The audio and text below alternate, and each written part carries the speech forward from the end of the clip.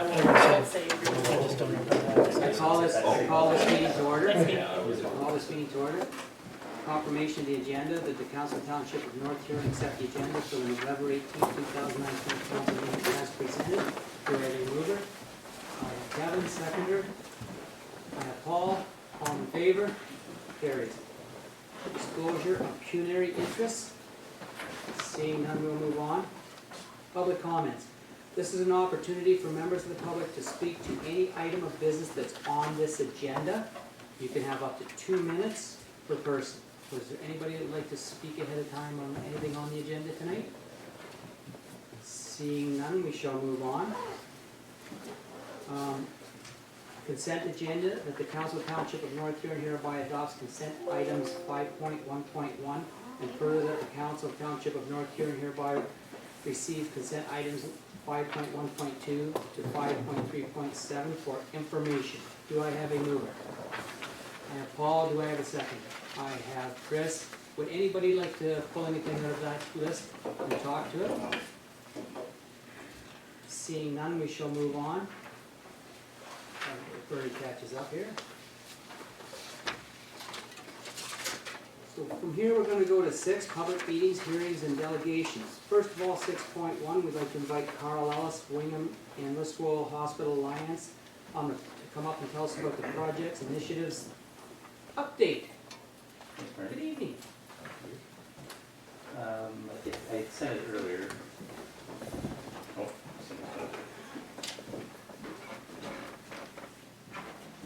so there's I'll chat about 2 things. One is some restructuring within healthcare in Ontario and creation of Ontario health teams. And if you haven't heard about that, I'll try to give you the Coles Notes version of that. You may not want to. Yeah, we'll go through that one first. And then I'll talk a wee bit about some things going on in the hospital. I'll try not to bore you with too many details, go too fast. Bernie and Wayne know that if there's ever anything with respect to the hospital, I'm happy to come and chat, and so here tonight. There's something called the Huron-Perth Ontario Health Team that's in the process of being created, and that's a result of Ontario restructuring the healthcare system. So it used to be the Ministry of Health, and then 14 LHINs across local health integration networks across the province, and we were part of a Southwest local health integration network, went from Tobermory down St. Thomas, big chunk of geography. Those 14 LHINs are disappearing, and they created something called Ontario Health. And it's those 14 organizations, along with Cancer Care Ontario, Health Quality Ontario, eHealth Ontario, long list of organizations all coming together into this one thing called Ontario Health. And then what they've said is, in terms of planning and organizing healthcare within your community, you go figure it out. And so self-organize yourself around these things called Ontario Health Teams, and they'll be accountable to this Ontario Health Agency, and that's how the system will be organized in the future. So back in the spring, there were over 50 organizations in Huron-Perth came together to work on this self-assessment that had to be done for the ministry. And it's everything from the hospitals, long-term care homes, home and community care, palliative care, midwives, family health teams. It's just about any healthcare provider in Huron and Perth. And one of the surprises for me is that it takes over 50 organizations in Huron and Perth to deliver the healthcare within that geography. And I think that's one of the challenges that has to be addressed. They created this self-assessment. They were one of 30-some teams in the province that were approved to go on to full application, and so throughout the summer they worked on this full application, and that was submitted. There was a site visit a couple of weeks ago, and we'll find out before Christmas whether or not this Ontario Health Team in Huron and Perth is approved. They've created a vision statement and made some commitments there. I think that's in your package. I won't read it, but it's pretty typical stuff for a healthcare system, trying to smooth things over and eliminate gaps that may exist. So in the past, we had this local health integration network that was responsible for planning and funding. that's all supposed to be done locally now, and so they have to figure out a way to get those 50-some organizations to the table and plan things locally, and that local planning at some point will include allocation of funding. So if they decide that the money would be better spent on long-term care homes and retirement homes and reduce the allocation in the hospital, this local group would be responsible for shifting some of that funding around. So it's got some advantages in that it's local. It's got some disadvantages, is that you have to get 50-some organizations together to figure out how to do this. And that chart is their draft attempted at an accountability structure, governance structure. You can see from there that hospitals have one representative. So on the red, all of those red circles will be a seat at the decision-making tables. Hospitals have one seat, long-term care homes have one seat. The physicians in Huron and Perth have 3 seats. So from a proportionate point of view, the primary care physicians have more say at the implementation and accountability table than others. That's an interim structure. One of the commitments is to figure out how to govern this thing in the long term. Do you need a separate board? Should it be a separate corporation? How is this thing going to roll out? And one of the challenges is the province hasn't provided much direction with respect to this, so they've left it up to each community, and when I say community, our community is all of Huron and Perth. Lots of engagement with physicians, so the physicians see this as something near and dear to their hearts, and there's a number of physicians in Huron and Perth that have spent a lot of time at the table and working this out.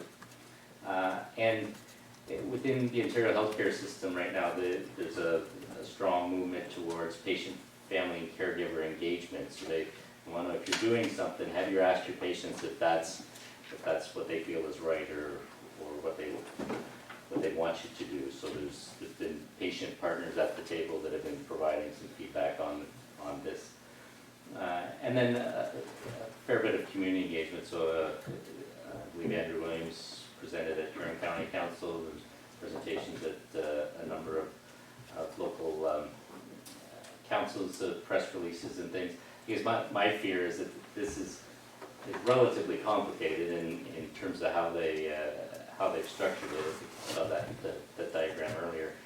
It's hard to portray in a press release or a short article what's exactly happening to healthcare in Ontario and what it might mean locally. But it will change how care is provided. That group in Huron and Perth is committed to target their efforts in the early days on 3 populations, so mental health and addictions, palliative patients, and complex patients. So complex patients would tend to be those typically elderly, but not necessarily, multiple conditions, a lot of complexity in terms of their healthcare needs. And they're looking at trying to involve more navigation in the system, so helping people get through the system. And you can imagine with the healthcare system that's got 50-some organizations in that geography providing care that you need to figure out who's going to be providing the care. Got some targets in the first year. I've been referring to 50 organizations. I think since it was signed, it's up over 16. Targets in the first year, so they have to figure out how they're going to work together, accountability agreements, dispute resolution agreements, all that type of stuff. And then one of the challenges will be when those LHINs disappear, and that'll be happening very shortly. The home and community care sector is an area that the LHINs were responsible for, and we have to figure out as a system how the home and community care world gets structured. So next steps, by Christmas time, the ministry will be making announcements, and then this group will have to make sure that they've got some agreements in place, as I said, around decision-making, performance, resource allocation, all of that type of this thing, and then we'll move on. So it's interesting times, I guess, in terms of healthcare in the province. Any questions for Carl on his first presentation? Go ahead, Ken. In any of this process, will that change our base hospital? Is this one we're using now? Make sure, when you say base, you said base hospital? Base hospital, yeah. Like the ambulance-based hospitals, or? Yeah, there's always been a base hospital, it's been, once in London, but Yeah, they're not included in that, so the base hospital should stay the same. Fred? Sorry, Carl, go ahead. No, like patients are supposed to be able to move between the system regardless of how it's organized.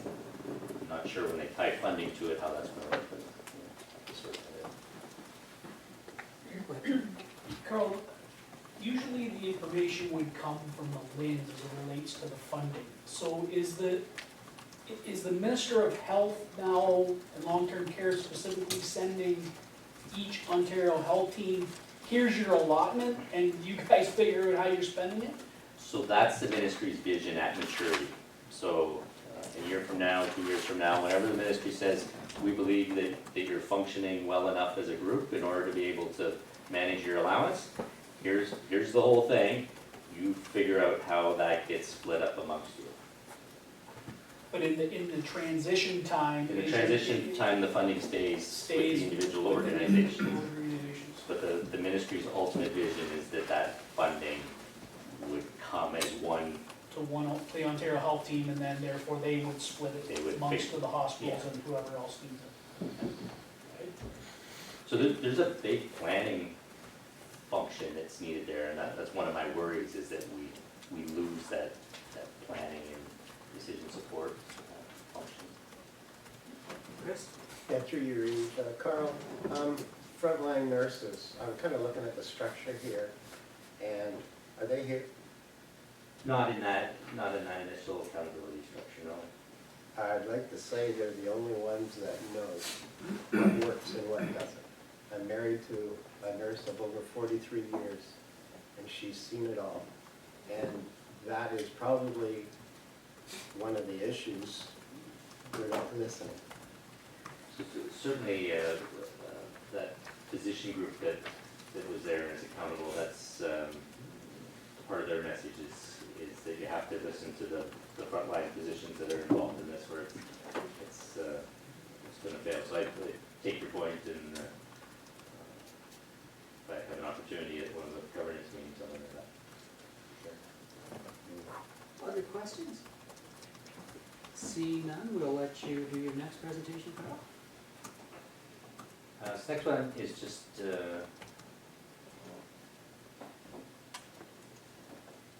slides are just to guide me in my chat about the hospital. I talked about the Ontario Health Teams, talked about the Royal Oaks Agreement, physician recruitment, the family health team, redevelopment, and I understand there's some interest in our cybersecurity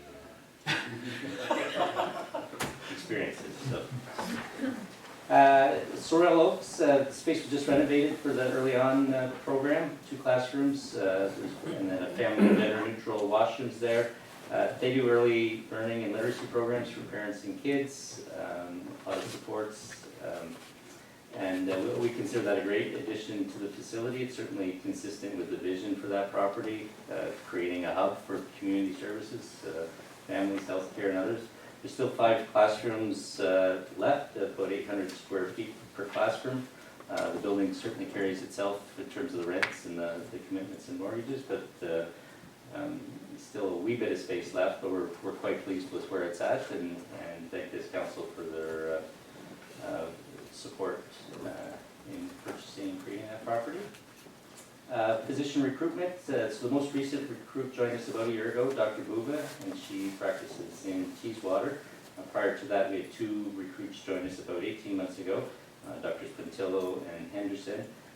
They have been practicing in that Royal Oaks facility since they came, and while the clinic was renovated in Lucknow, it's pretty well done. They will move between now and Christmas time from Wingham back to Lucknow. Certainly residents in Lucknow are looking forward to having them back.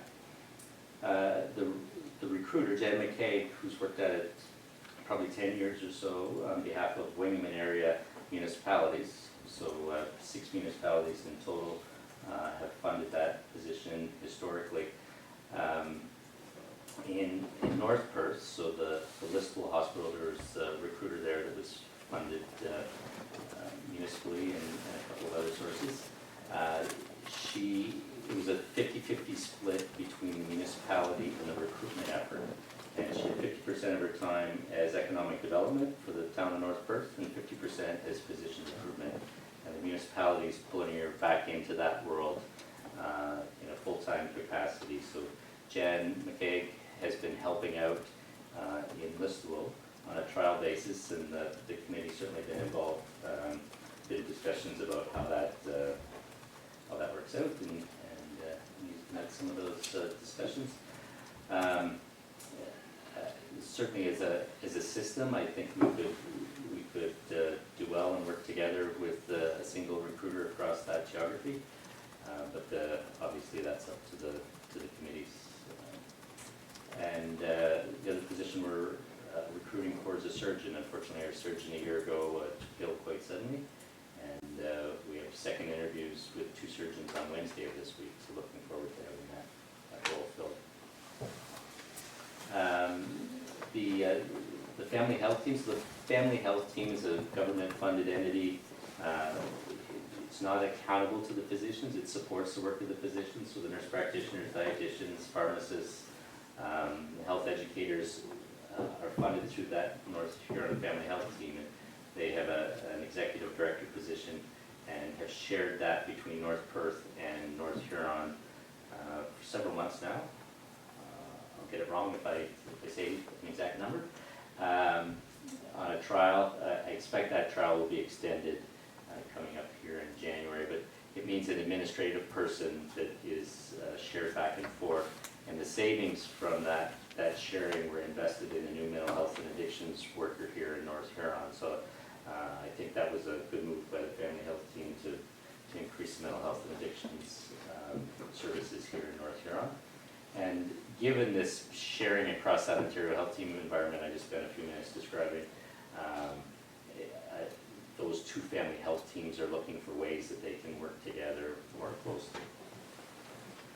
Hospital redevelopment, so currently just finishing up within our day surgery and recovery area.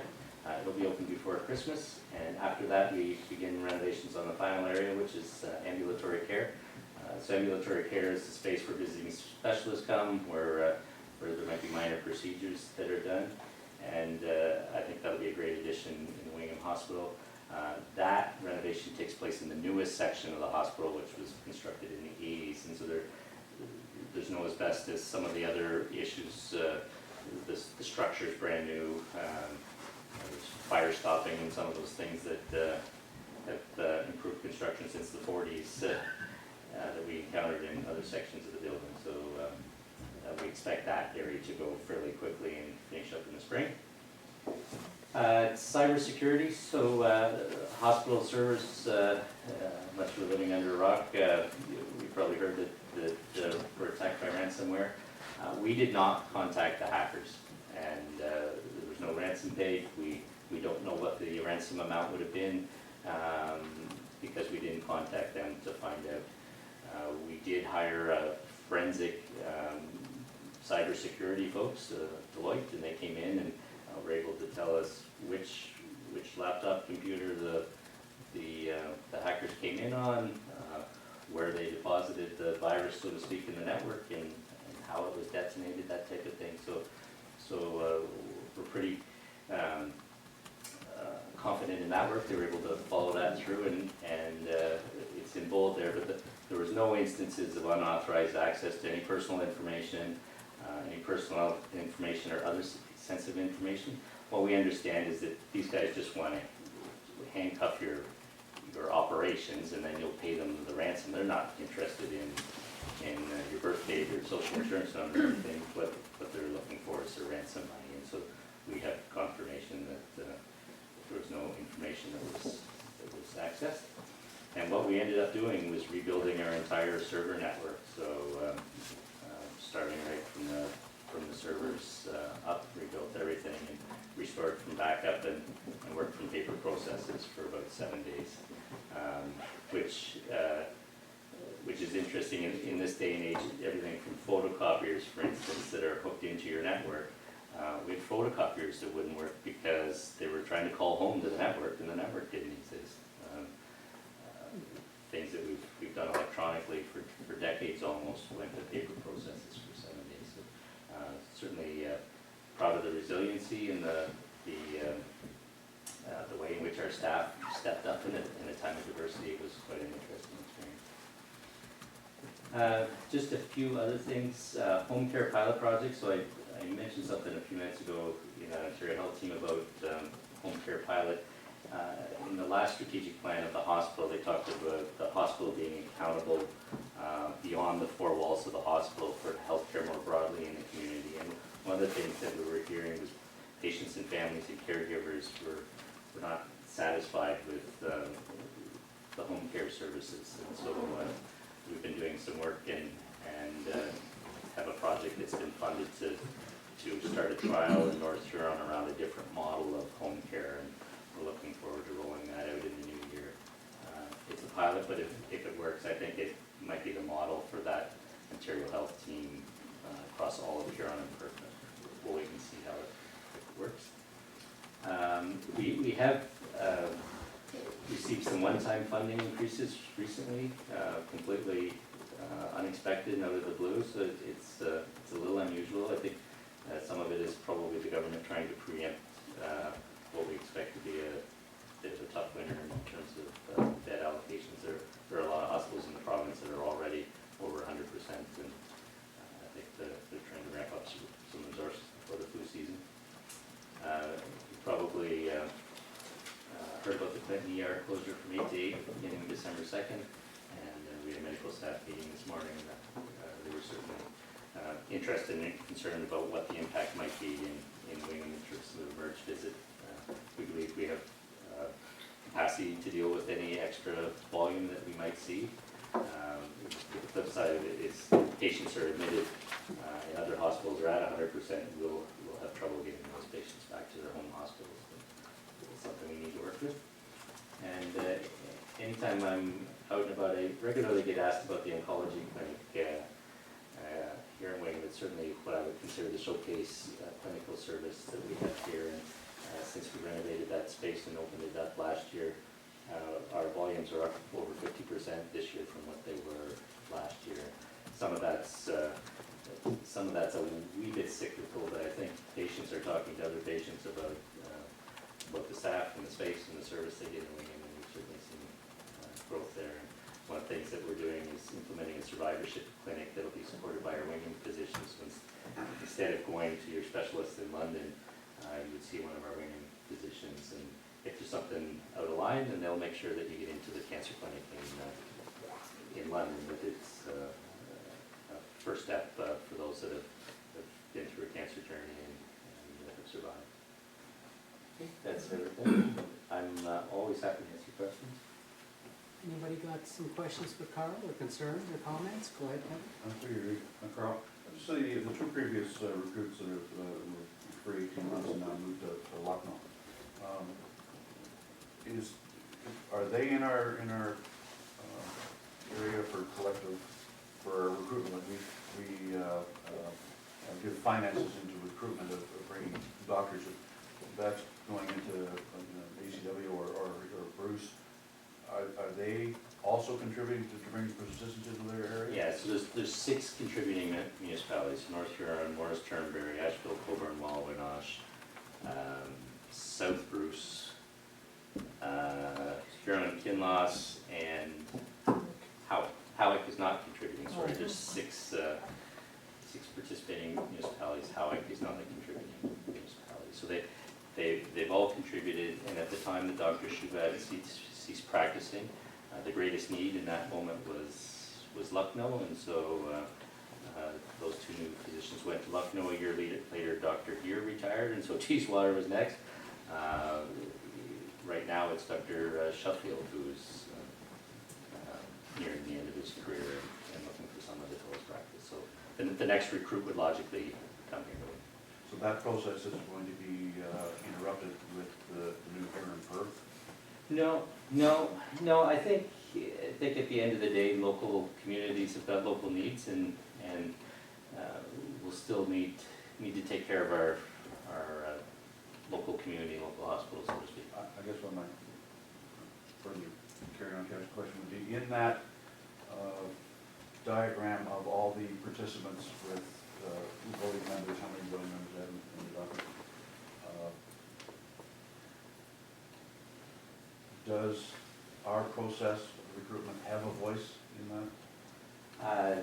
So through, I guess there'd be a couple of different ways, depending on who the bodies are, but the family health teams have a voice at that table, the physicians have a voice at the table, the hospital do. I would be hopeful when that structure gets settled that there's some geographic balance, that the 12 people sitting in that committee aren't all from Stratford or St. Mary's or someplace, that I think to be successful, that Ontario Health team is going to have to look at both skill sets that are at the table, but also a geographic balance, because the northern part of both Huron and Perth, I think, need to be representative at that table. I wouldn't like to see any more stress put on our recruitment system than already is. I think the other point I should make about that Ontario Health team, one of the principles that's written in there is that money raised locally by local hospital foundations, or if it's One Care, for instance, that money has to stay local, that it can't. The whole system will fall apart if they start messing around with foundations. Thank you. Any other questions or concerns? Go ahead, Trevor. Carl, the oncology department, I'm just remembering from my days as a board member that there was concern about funding for that because of the cost of medication and transportation of all that stuff. Has that been rectified from a perspective? I'm thinking a year and a half ago that was the discussion, just before I left the board. Yeah, I'd like to be able to say it has. It's probably worse than anything, Trevor. Worse? Well, they switched it from, we used to get a global amount that say, this is how much you've got to run the clinic, and we made sure we staffed and managed it. And because it's small, one day you might have 4 patients and the next day 8. And so it's got a lot of variability into it. And the province moved to a situation where they pay us per case. So if we only do 1 that day, all we get is $300. If we do 12 that day, we get $3,600. And so we had to change it from a 5-day-a-week model to 3 days a week, and to make the math work for us. Because of the increases in volume, we've increased it back to a 4-day-a-week model, and we're doing okay, Trevor. And they did give us some transitional money to work through the change. But that's being reduced every year, and so it's a good news story, and that we've got more volume in there, and can afford to do a bit more. Then this transition money is dropping off. So. And that was happening at the time I was leaving, so I was wasn't sure if it had kind of rectified But itself. for us, this is a showcase service for this community. We draw patients from as far as away as Exeter, right now, Kincardine. And so we make it work one way or another. Absolutely. Any other questions or comments or concerns for Carl? Seeing none, Carl, I would like to thank you for coming out and giving us this update on the 2 items. Anytime. Really appreciate it, my friend. 6.2, Grant Curry, Wingham Legion, operation agreement with the Wingham Trailer Park. Grant? Thank you very much. Good evening. I'm Grant Curry, and I'm on the executive of the Wingham Legion. And tonight, the Wingham Legion would like to make a request to council about our working agreement regarding the Wingham Trailer Park. And we have been, just I'm sure you all know, we've been working together with the trailer park now for, I believe it's 8 years. And that agreement has come up. We renewed it for a previous 1 year to last year, And now my understanding is you'd like to renew that for one more year. From our point of view, with the Wingham Legion, we really appreciated that. I think the agreement has been excellent for both parties, and it has helped us both, and we've worked very well together.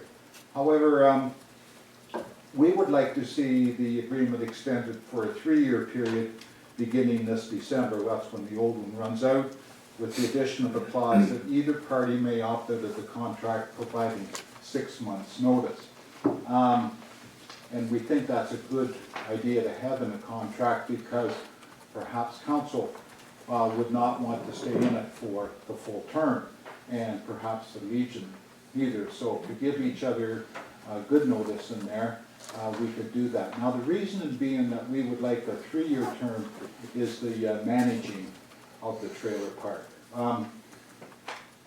If the 1-year term has not been very beneficial, and the reason I'm saying that is last year we had a terrific year as far as people using the park and seasonals.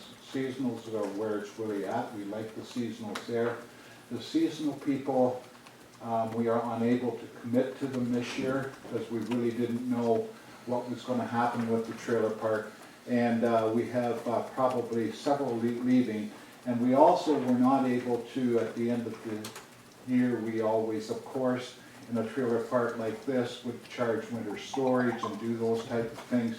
We didn't know where we were at, so some of those things don't get done. Now, when we talk to the people that are seasonals already here, and we would like them to stay on and, you know, be there for another year or 2 years or 3 years, the first question they ask us, of course, is the trailer park going to be here in the next year?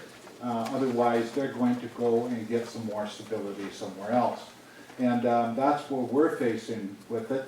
The other thing for us too, for us as we're volunteers that are managing the operation of the park, and it's hard for us to be able to plan ahead for what we think we should have. We have to have a person available at the park. We also have to have somebody there that is in the park at most times. We also need somebody to direct people when they come in and whatever, and they got to know where to go. And we have to set up contracts for the cutting of the grass and the cleaning of the washrooms and those type of things. And it's not going over that well when we're just going year by year by year. So what we're asking is if we could do a 3-year term, which we used to do, and that would give us some more stability. I think it would give council some more stability. I do understand you're looking at different ways of utilizing the park or maybe getting some land available on that. The clause in there to me would be ample for you to do that. If there was something came up and you know, you had something that had to be planned fairly quickly, 6 months is a fairly quick thing, and I think we could all live with that. You give us 6 months notice and we could do some planning. We give you 6 months notice and you could do some planning. So that's about where we're at. We do not have, we really appreciate it of council and help the working that we've been able to do. I think it's been very beneficial to both parties, and we're getting excellent comments from the users of the park too. So as far as that part of it goes, I think it's been excellent. Thank you very much, Grant. Before I call for questions or concerns or comments for Grant, I want Dwayne just to update what we've done and where we are now, because I believe we passed a motion a little while back, which Dwayne can talk to, so that the councils refresh their memory of what we've decided just a short time ago. Okay, Grant? So Yeah. we'll just let Dwayne do that, and then we'll have questions, comments for both Dwayne and, sit down, Grant, sit down, for that, okay? So, if you don't mind, Dwayne? Yeah, so, I mean, in terms of, as Grant has indicated, the agreement was signed in 2013 for 5 years, until 2018. And the previous council was investigating and looking at lot options. The council reached a time period in which they were unable to act, and they, as Brenda indicated, it was extended until December of this year, of 2019. And earlier this year, this council received a report from staff with respect to the trailer park, and council directed staff to do some more investigation in terms of the costs associated. And at that point, back in July, there were 4 options that were presented for council's consideration. Council indicated that we're looking for more information before council be in a position to make a decision. So staff currently are working on gathering that information, and we'll be bringing that back to council. We're anticipating to bring that back early of 2020, so without committing, in terms of, February, March sort of time frame. So when I say early, we're not early in 2020. So just in terms of, in the council report, in the report that I put together, it does reference the motion that council has put together. Yeah, and just in terms of, as council's aware, in terms of, there is, and it's been discussed here at the table in terms of our housing need. And so council basically is looking at their options that are available to them. And again, council directed us to look at costs associated with those various options. So in terms of a 3-year agreement, just from a staff's perspective, we're a little bit hesitant, just because we are planning to bring a report back in early 2020. At that point, we're anticipating council being in a position to make a decision in terms of how you wish to proceed of those 4 options that have been presented. But obviously, staff will take direction from council. Thank you very much, Jim. So councillors, as Brandon said, we've had a great working relationship. I was actually on council when we made that very first decision. Ray Hallahan and I were there. And it's been great for the Legion, and it's been great for the township. It saved us money, actually, which always makes me happy. At the same time, we did direct staff to look into the situation and see what they could do and come up with an answer for us. So I'd like to hear from the councillors and see what their wishes are, whether we should continue to take the time to develop a few scenarios, have our staff develop a few scenarios, or what you would like to do. So is there any questions, comments, or concerns for, let's just start with Grant. Let's say that was an easy one, Grant, but I see 2 of them now. I see, first of all, we're going to go to Chris, and then we're going to go over to Trevor. Yeah, through your read, Grant, yeah, your reasons for the 3-year, very notable. I am concerned a little bit about that 6-month time for notice for determination on either side, because that would really throw a hammer into the seasonals as to how they would deal with it. Yes. So that's a huge issue right there. Yes, and I agree with you on that, in that we, in our conversations with the seasonal people, that is certainly one of their main concerns. If they have a trailer and they're planning to have that trailer at a spot for the next year, it's important for them to know that that spot's going to be available, and I agree with you that. Unfortunately for us too, or for the council too, is that it's fairly easy to pick up the trailer and move it to another park, and that's happened this fall for sure. And we're sitting here that if we want to continue with this agreement, we also want the park to be successful too. We don't want it to be oh well, there it goes. We don't want that. We want to say yes, we're going to do that.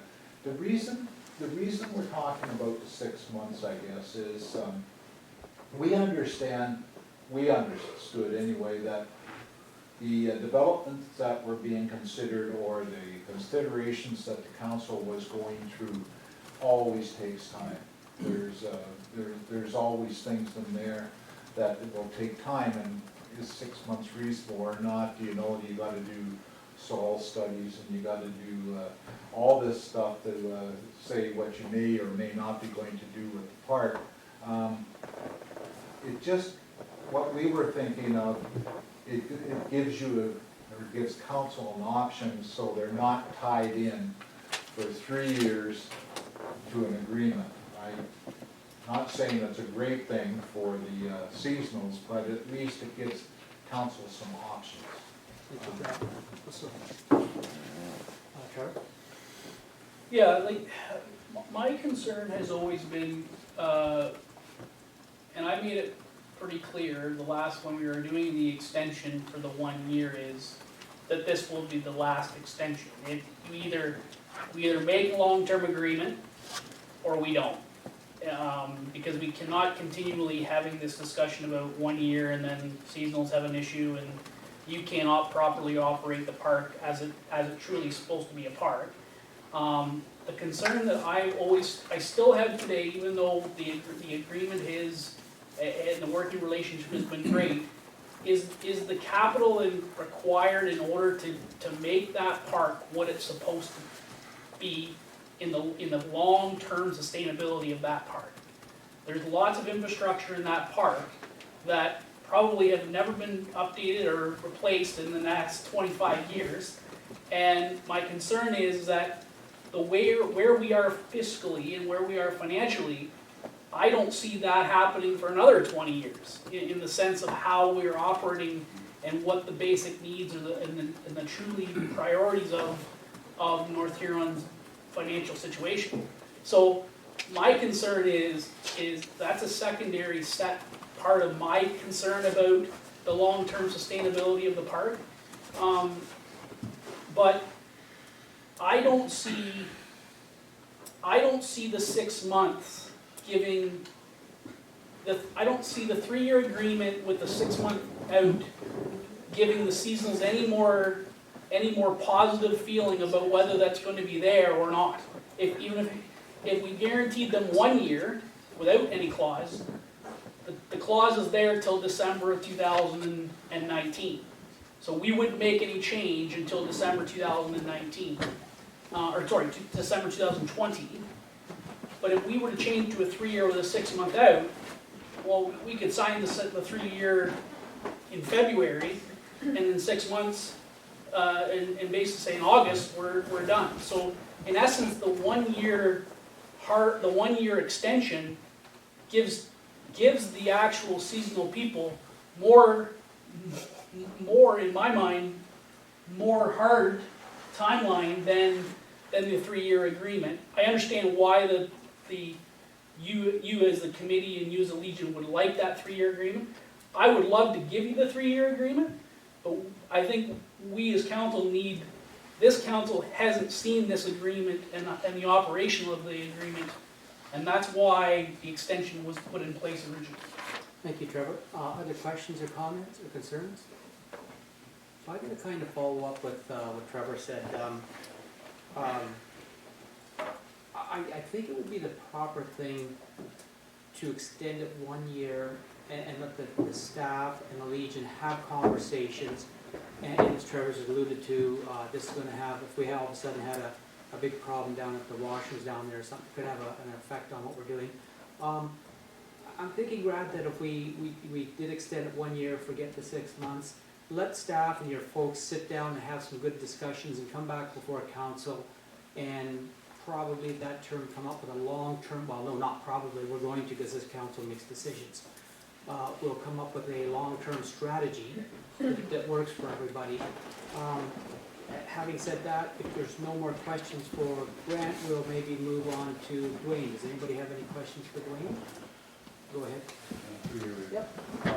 The information gathering that was requested was asked the staff to bring the Yep. different perspectives to the council. Is there any time frame for when we expect to get that information? Through you, Reeve. So we're collecting information right now, so we're looking at early 2020. but the information would come in, just to help me with this, the information would come in early 2020, so you could have discussions with the Legion and then come back with the council. And that gives you the full year next year of no concerns. You know that you can just go ahead and continue on for next year, right? Did I get that right? So maybe just in terms of the options that council has investigated us to look at, one is status quo, in terms of looking at the financial, what the numbers would look like for status quo. Another option, just to remind council, is to sell it as a trailer park, for it to go into private ownership, and somebody else would maintain it, look after it, and operate it. A third option that was presented was to sell it to a developer who may or may not keep it as a trailer park. It'd be their choice in terms of what they wish to do with it.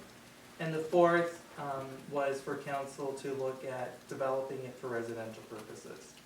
So those are the four options that council has asked us to investigate from a cost perspective. So we'll investigate those costs, and then, again, at that point, then council can give us some direction, and if council wishes to maintain status quo, by all means, then we'll talk to the Legion and we'll bring back an agreement. May not speak, but I would suspect it'll be longer than a 3-year agreement, because at that point, council will make that decision. Yeah, and I guess in terms of selling as a trailer park, as you can appreciate, it would be declared surplus, and there'd be a process that we would have to go through. Selling it to a developer, again, it would be declared surplus, council would receive offers. And the fourth being develop it for residential purposes. There's process similar to what we're currently working through with Hutton Heights. So we'd have to look at studies and reports and things like that. So as you can appreciate, there'd be costs associated with that as well. So we're pulling that information together for you.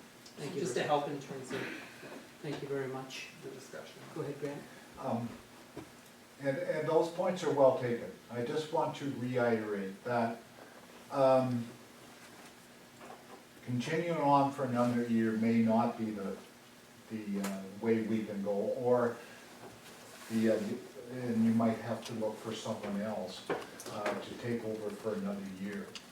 We have several people now that have seasonals that have said that if they don't, if there's just 1 year, then that's up in the air, that they're going to be leaving. So obviously the income at the park will be substantially different this coming year. And I think that's gonna happen anyway, the way it's been up in the air is gonna happen. The other part is, the direction I got from the executive with the Legion is that we are not agreeing that we will just automatically come back for another year, even if we don't get, the 3-year extension. We just we're doing some financial figuring and some planning with this, and it's not looking very good for a 1-year agreement for us.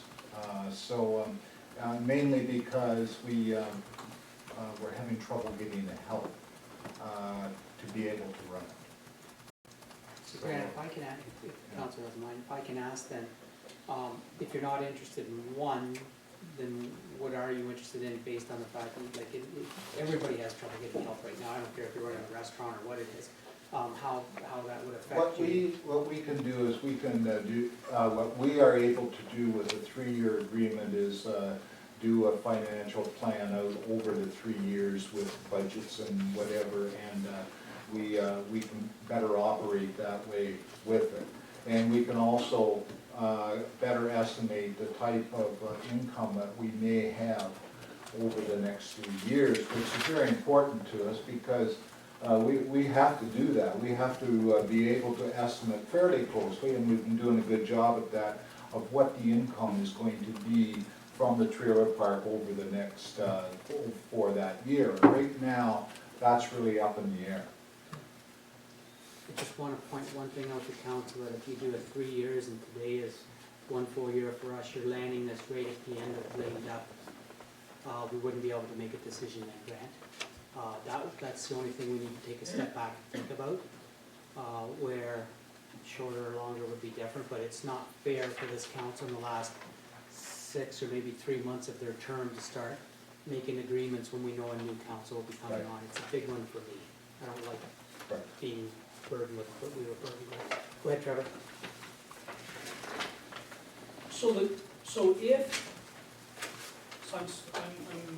It's more of a comment than a question, is if we sign a 3-year extension with a 6-month clause and still did the work that we're doing today, what's gonna change?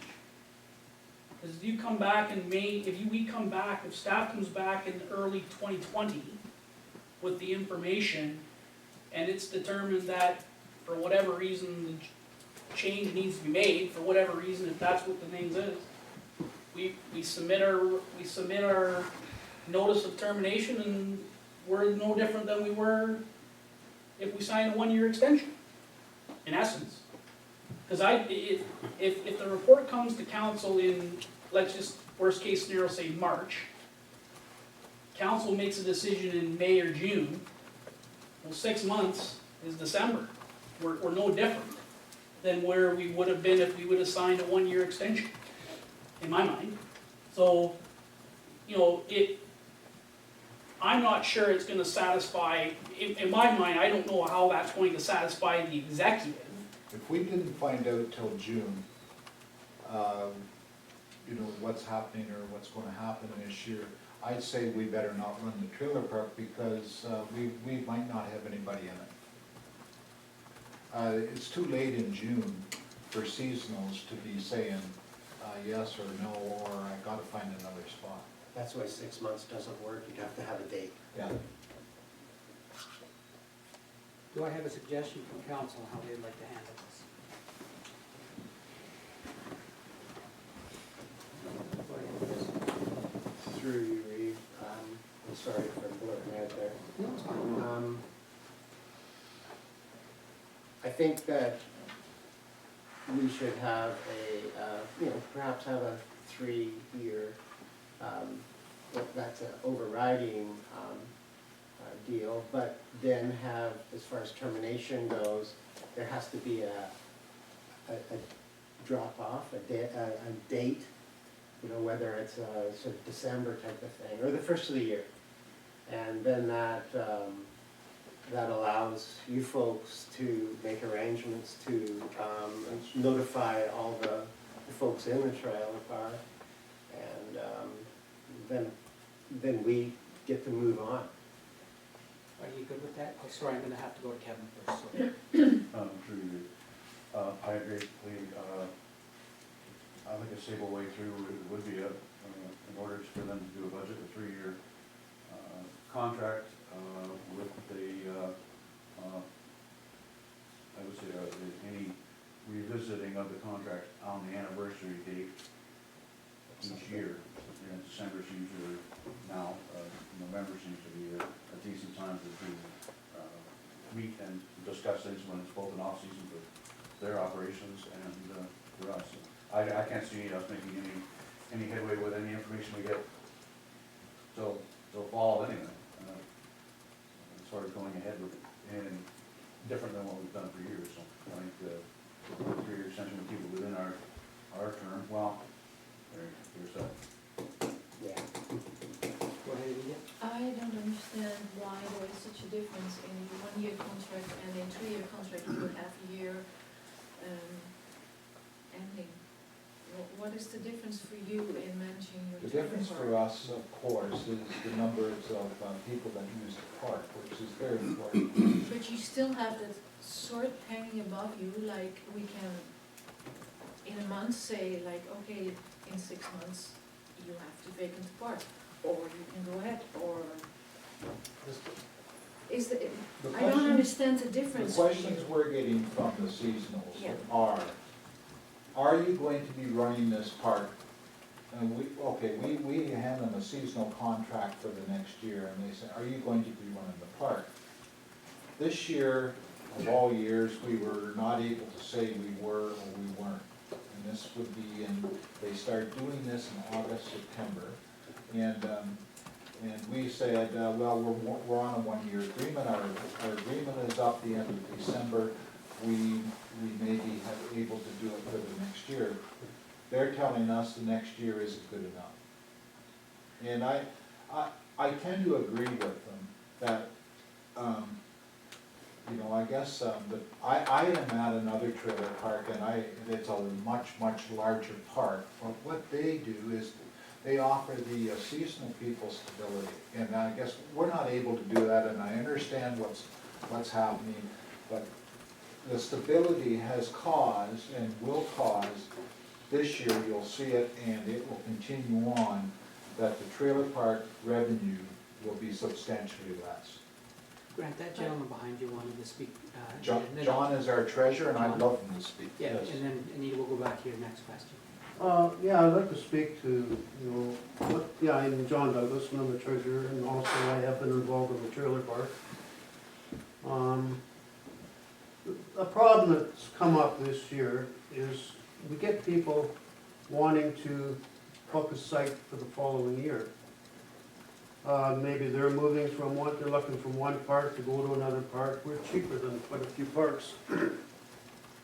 We can't, and this past year, we couldn't commit because we didn't know whether or not we'd be operating the park next year. So, and we also couldn't charge, as Grant mentioned earlier, because we don't know if we're having the park another year. We didn't charge storage fees, which is really another fee instead of, it's kind of a back of the door fee because it's just, the land's sitting there anyway. But, so that's revenue that we didn't receive, and that was worth about $2,500. And if you go one more year, we'd be saying the same thing. Well, we don't know if we got the park next year. I guess we don't charge you storage fees, and we can't commit to anybody that wants to come to the park. And we are gonna notice people leaving the park because we're not, if they can find somewhere else to take their trailer that does have the stability, then why not do that? So just before you go, I'm gonna go to Anita. No, that's fine. It's okay? Okay, Chuck. And I think we understand that. The concern that we're having with the 3-year, with the 6-month, is even if we sign a 3-year agreement with the Legion, with a 6-month termination, how can you go to your seasonals and say you have commitment? Because you don't. No, you don't have commitment, you don't have guaranteed commitment with anything for 3 years, but at least you can say, look, we have a 3-year agreement. Then you can be honest with the seasonals. Look, the North Huron, they are looking at possibly other alternatives to this land or the park. It may, at least they know, nothing's for sure yet, but as you guys say, come early next year, maybe you can make a decision, and then once you do make a decision, then you have to follow through to see, if it can be a positive decision, an outcome. So in all of those, I guess as time keeps moving forward, as all of these decisions are being made. So 1 year, I guess I'm one of the people that are against 1 year because you can't really, I know we're gonna lose people because we can't commit further than a year. We can't bring new people in because we can't commit for another year. And, Thank you. so I guess the 3-year gives us maybe not complete stability, but at least we can say, look, we're on a 3-year agreement, but things could change. So what I'm gonna do is I'm gonna go one more time around the councilors, and I would appreciate it if a councilor would, with all the conversation we've had, put a motion forward on what we'd like to do, or defer. Go ahead, I'm just gonna let. Make one comment just in terms of a 3-year lease. Staff then have 3 years to bring forward the report. Totally understand. You're giving Yeah. And I have no, don't get me wrong, right now, there's movement to move it forward as quickly as we can. In terms of a 3-year agreement, staff have other priorities. So, you know, this will inevitably, unfortunately, go to the lower priority list. I'm just putting that on the table. So we're gonna start with Trevor? Question I have, what is the most ideal time to provide your seasonals with the information that they need in order to provide a response for next year? For 21, Yeah, 21, Before the end of the season. for the, well, August, August 1? August 31st. August 31st? Okay, That way, in September, when we can get the seasonal or the storage charges out and the contracts for the next year, and this is what you're gonna have to pay and those type of things. okay. What, Anita? Oh, I thought you had something to say? No, No, okay. So, Grant, just my understanding then is what you're saying is if we did a 1-year extension and we had an answer to you and finished this with a 3-year, whatever's gonna happen, as long as that happened before next August, that would give my staff time to finish what they have to do, bring the reports, and then you can move forward, or you're saying, no, you want the 3 years? I I'm just, think what he's saying is, let's renew it for this year, and by August of next year, we'll have this all set. we have to have this settled for you guys, period. We don't have that assurance from our executive that that's what it could be, John, and I'm hesitant to say, yes, that's okay, because we were told that they would probably not entertain a 1-year contract, but you would know better than me. Well, if we can put the people in place to make it happen, myself, I didn't want to continue on for 1 more year, because I was seeing what was happening this year. Yeah, But I would have no problem knowing that, we're gonna come to a final agreement and go one way or go the other way. Yep. With 1 more year, that's fine then. okay, appreciate I that. don't have any problem there. How about we do this if council's agreement to this? We're gonna give them 1 year and we'll guarantee them by the 1st of August, we will have all the information that everybody needs, and we will have this discussion, and we will move forward one way or another on a long-term commitment with the Legion, or if this council decides to go another way, you will know, so that we're done dragging it on. And honestly, guys, I would appreciate a 5-year contract. Okay, 3 years, again, you're going right into lame duck. Okay, just heads up here. So could we agree to that then? The one question I have with that is, so would that be able, then we would be able to, as a Legion, go out and tell the people, or the potential customers and the customers of the park, that everything is, they are okay for this year. They do not have to worry about the park being closed this year. That's a big thing to us, because we had, one thing, as we said, storage charges that we gotta come up with.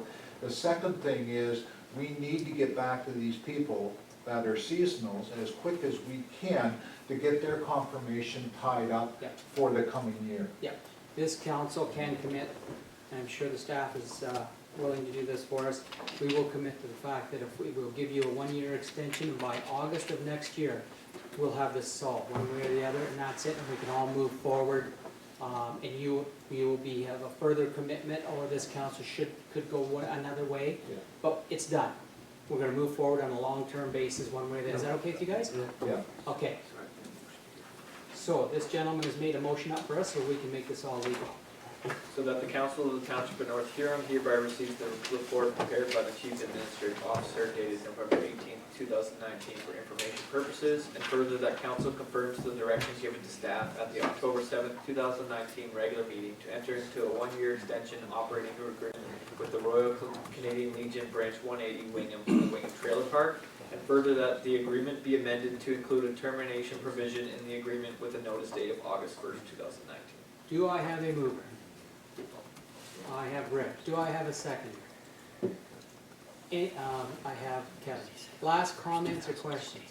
Go ahead, Kevin. I'm assuming then this agreement, once we prepare it, will go to the executive for final sign off and then brought Yeah. back to us. Yeah. Okay? Yeah. Yep. Paul, did you have a comment to make?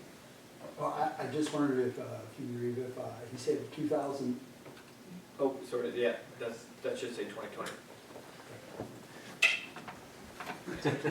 That's what we got, Paul. Anyone else? Seeing none, I call the motion. All in favor? Carries. Thank you, Grant. Thank you. Thanks for coming out. Thanks, John.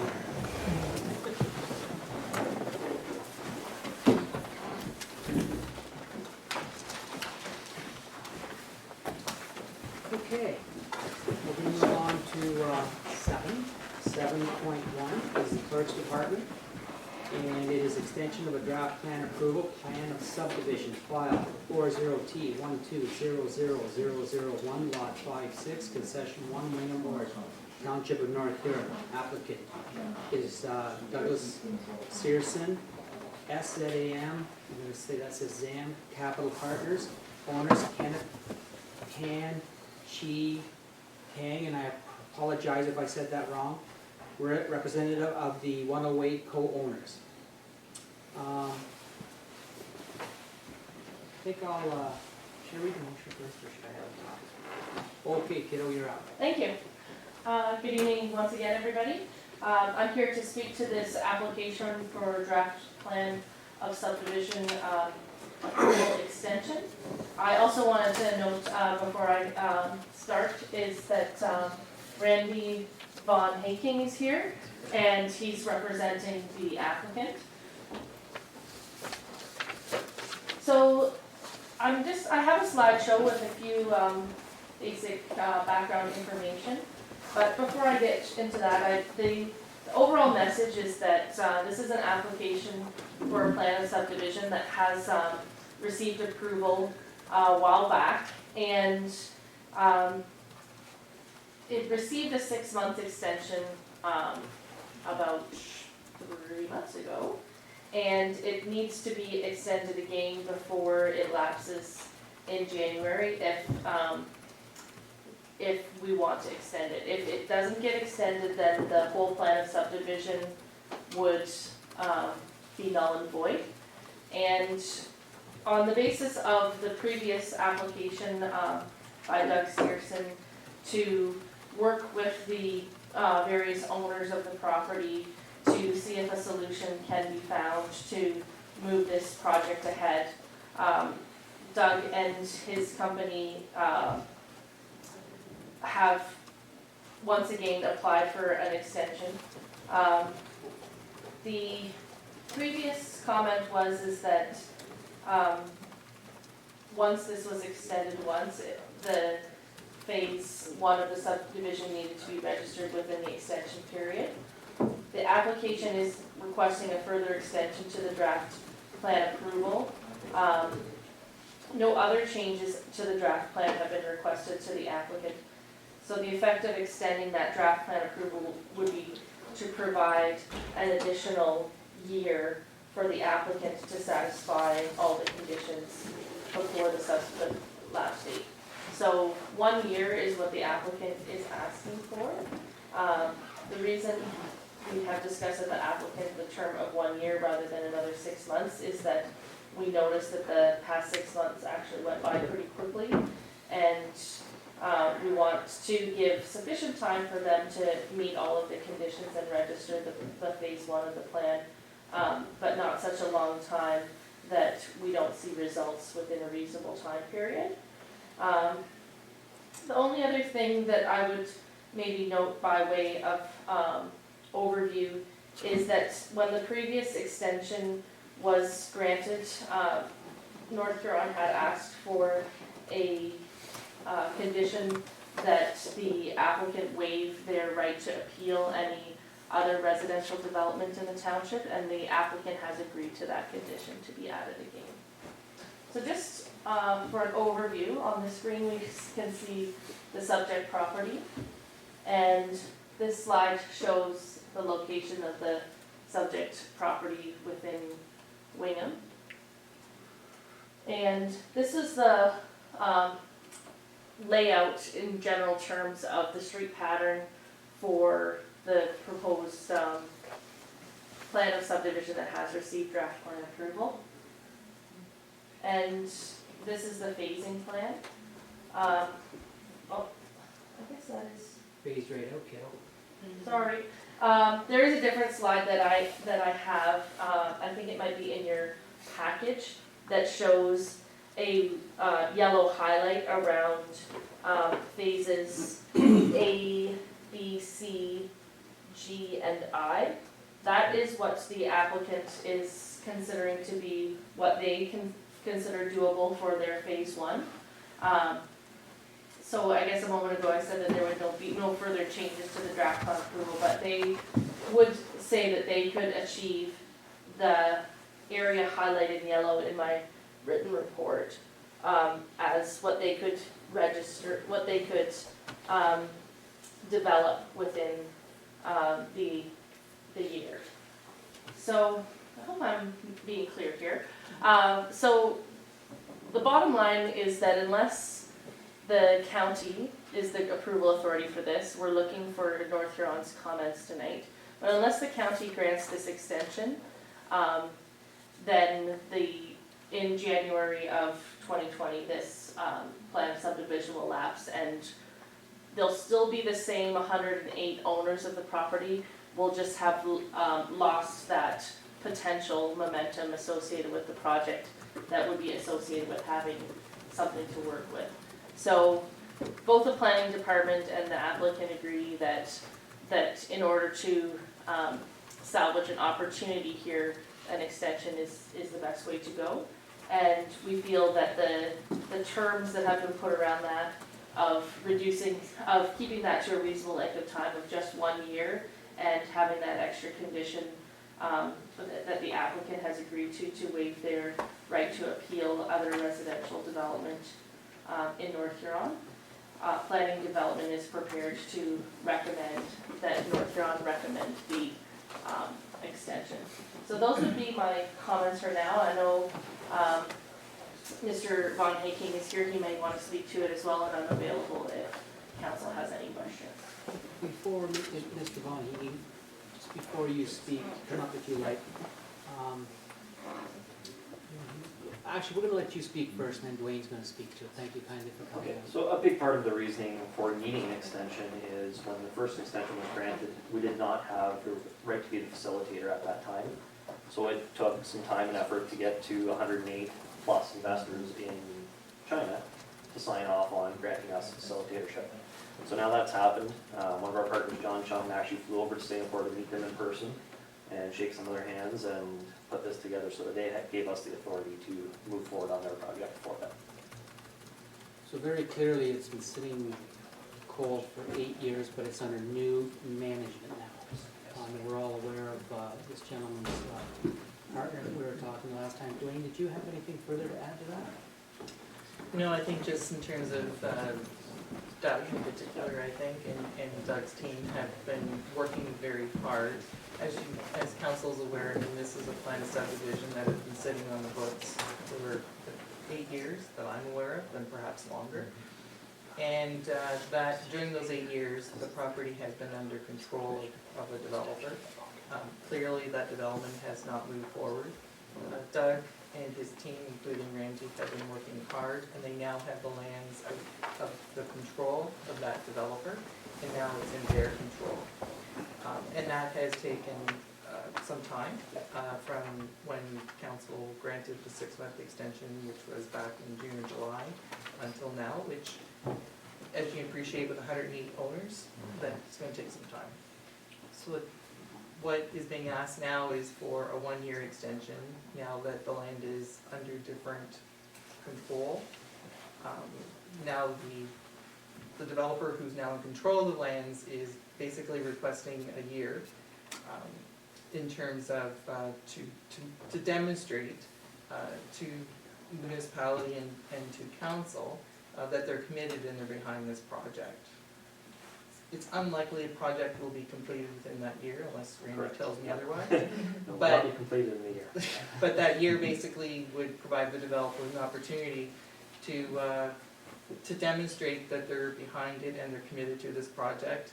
And if they're not, then it ends next December, I guess.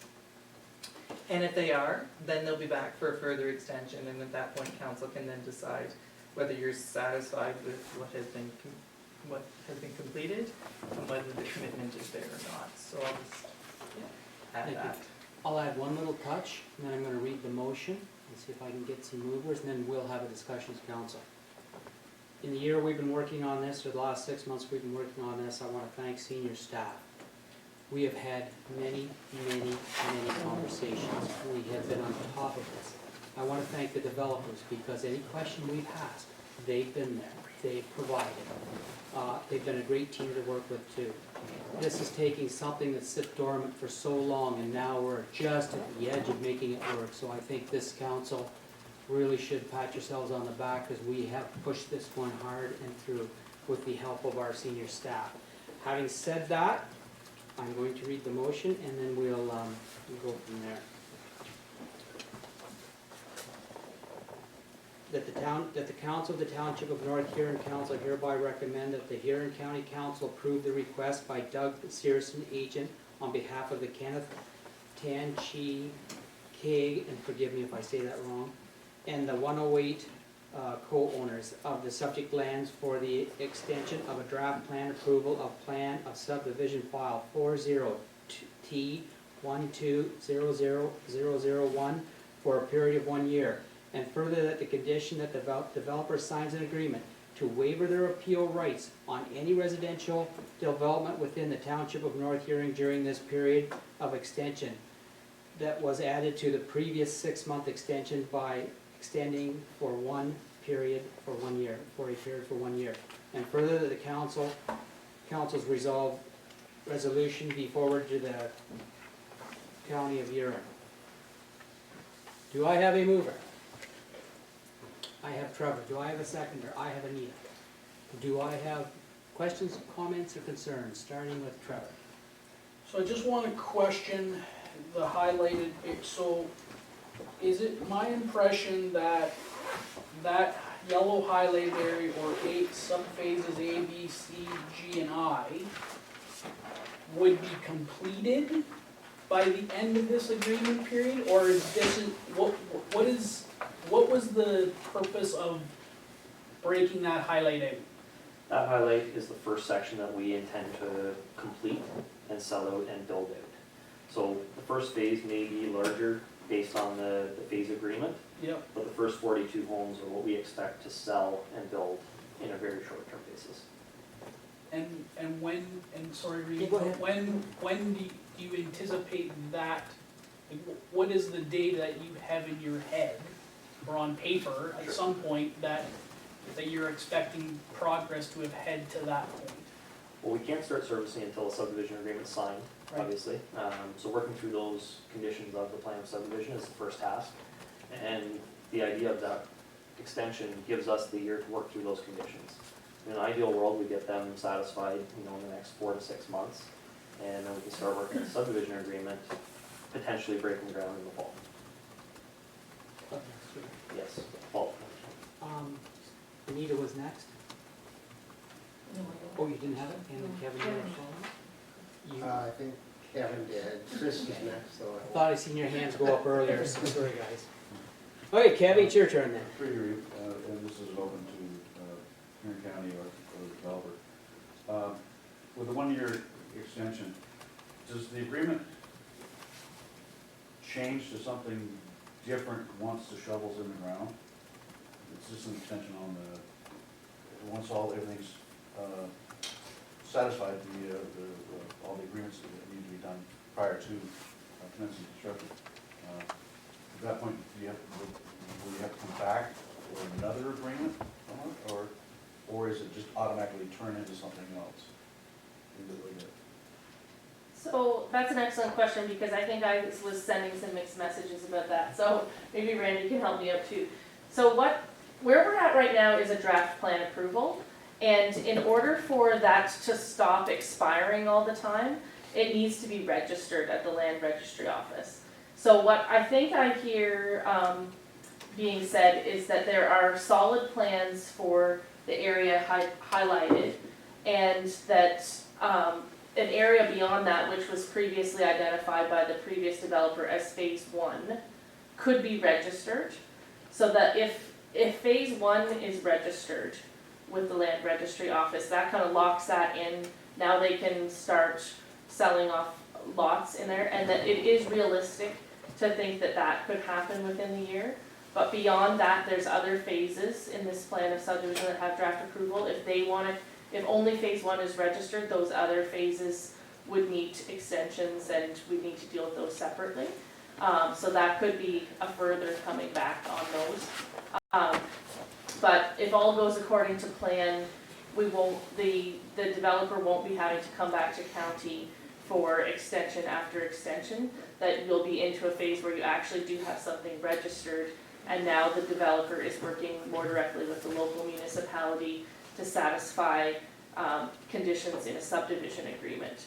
So there's no more of this going back to county for extensions. We're now into, like you say, a new phase where the developer's working together with the municipality to get streets built, to I'll roll out the hard infrastructure and services needed to build out. Is that correct? Okay, good.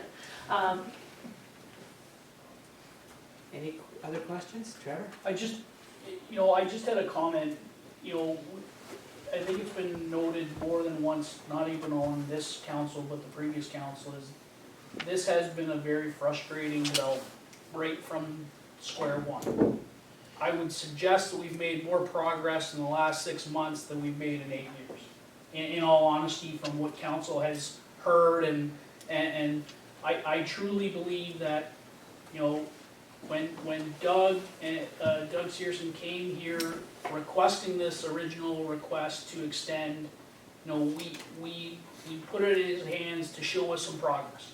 And I truly believe he's shown us that progress, that what can happen with hard work, and when it's local. When somebody here locally wants to do something, things can happen. So, as a comment, I have no issue with providing support for the extension. My only comments was what is the plan from here till whenever, so that there's checks and balances in place, that we can make sure that council's up to date, not to snuff on what those checks and balances are, because everybody's gonna get no different than anything else, get frustrated with constant extension if we don't see consistent progress. So, if we can continue to have this dialogue and conversation with senior staff and the REIT, I throw my complete support to the extension, and hope to see shovels in the ground sooner rather than later. Thank you. I'm gonna go to Chris and then over to you, Ken. Thank you, Reeve. I am very, very concerned about the waiver, the waiver appeal rights for about, a year or so. Because that may or may not be of any consequence to us. It depends how things go at Haddon. So what's a year? We all know it's gonna take that long to get things rolling, if we so choose. So it doesn't help us. So therefore, they could have an appeal down the road. So I would rather see it indefinite, and that's maybe pushing it a bit, but at least to the end of your project. Complete, total, all 3 phases. That's where I would rather see it. That there's protection then. Because we have gone the extra mile. I know everybody's gonna benefit, but we've gone the extra mile here. I'll touch on that a bit as a person who's worked hard on this. I'm satisfied with the 6-month extension on the waiver. Oh, sorry, the 1 year on the waiver. I think this is a good deal. I think we've got momentum in this town, and I think it's time to move forward. And I think we're all in agreement with the company, the town staff as so far, so I just want to put that out there. If you, anybody else like to say anything? What's that? Just, I'll add a point there. Okay, Carson would like to add a point. So the 1-year extension would come back no matter what, right? So this, having that provision of waiving their appeal rights comes back, it's, to the point where it's going to be seen by council again. So if council's satisfied with the progress being made, they might not add that provision in the future, but if they're not satisfied, they can keep that provision in when it comes back after the 1 year. Okay, as long as it can be revolved if necessary. Yeah. That's what you're saying, right? Somebody had their hand up, Kevin? Through you, please, what can we call it? We've got a few different ideas. We haven't made up our mind. We haven't made up our mind exactly what we'd like to name the subdivision itself. We are going to get rid of the HOA name immediately. We can call it SM, if you like for now, the SM development. We've also, I operate Georgian Huron Developments, so if you want to use anything to do with Georgian Huron Developments as a part of it, by all means, we'd be more than happy to see that as well. We do have a mutual fund trust that we are using to raise capital for projects like this one. It is set up to bring investor money through registered accounts. You don't have to be an accredited investor, so you have a widespread net cash funds. So SG REIT is what is likely going to be backing this from a funding perspective. So eventually it might be in that structure as part of the SG REIT. Real Estate Opportunities Trust is what REIT stands for. Just it's a great thing for North Huron, and I'm sure that many other councillors would be quite ready to tout the good news forward after seeing some shovels around, so it'd just be nice to know what we could call it for. Yeah, of course. Any other questions or comments? Seeing none, I believe I have a, sorry, Paul. Yeah, I just missed, you said it real quick, the number of homes in those A, B, C, I, and G was how many? 42. So I can give you the- Sorry, 42? 42, yes. 42, okay, I'm trying to find it. There's a note here. There is, 41, 15 single family, 6 semis, and 20 units. And on the map that was up, it was actually, there's been a change to the plan as to the lettering scheme. It's actually only A and B that was on the map that was up. That is the first planned sellout and construction.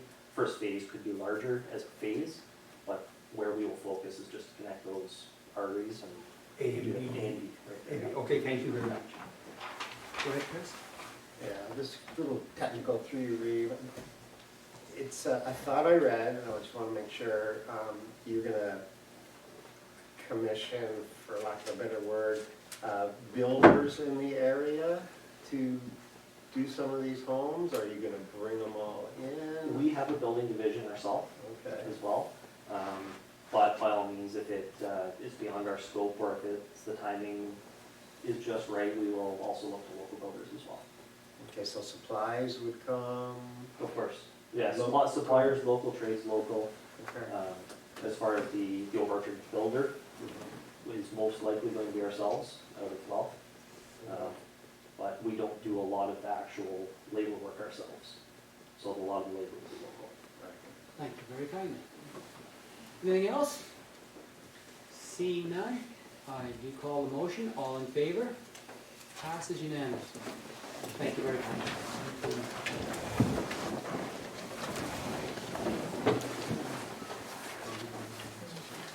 We're going to move on to 7.2.1, the RFP results, external audit services. Donna, did you want to talk about that first? Yes, Reeve, thank you. So the report in your package covers the RFP results for external audit services. The last RFP that was issued covered 2015 to 2019, and that term is ending. So in order to prepare for that, our new RFP was issued on October 1st with submissions due on November the 5th.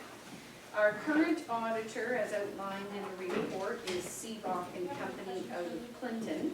And we received 3 submissions as outlined in the charts as part of the package.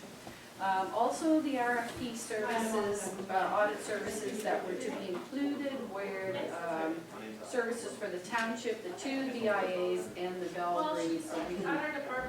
So the proposals were evaluated by the number of staff available to work on the audit, the staff qualifications, experience, and other municipal clients along with price. So as I said, in 2019, the current audit price that we're paying, which is expiring, is $16,800 plus HST. And as I said, that is, our current auditor is Seabach and Company out of Clinton.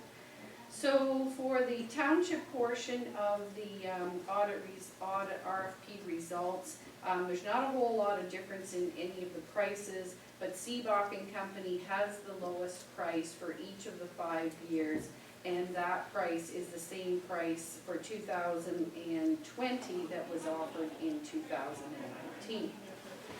So on to the next pieces, the BIAs are currently paying $850 per year for their audit, and the Belgrade Community Center Board is currently paying $700.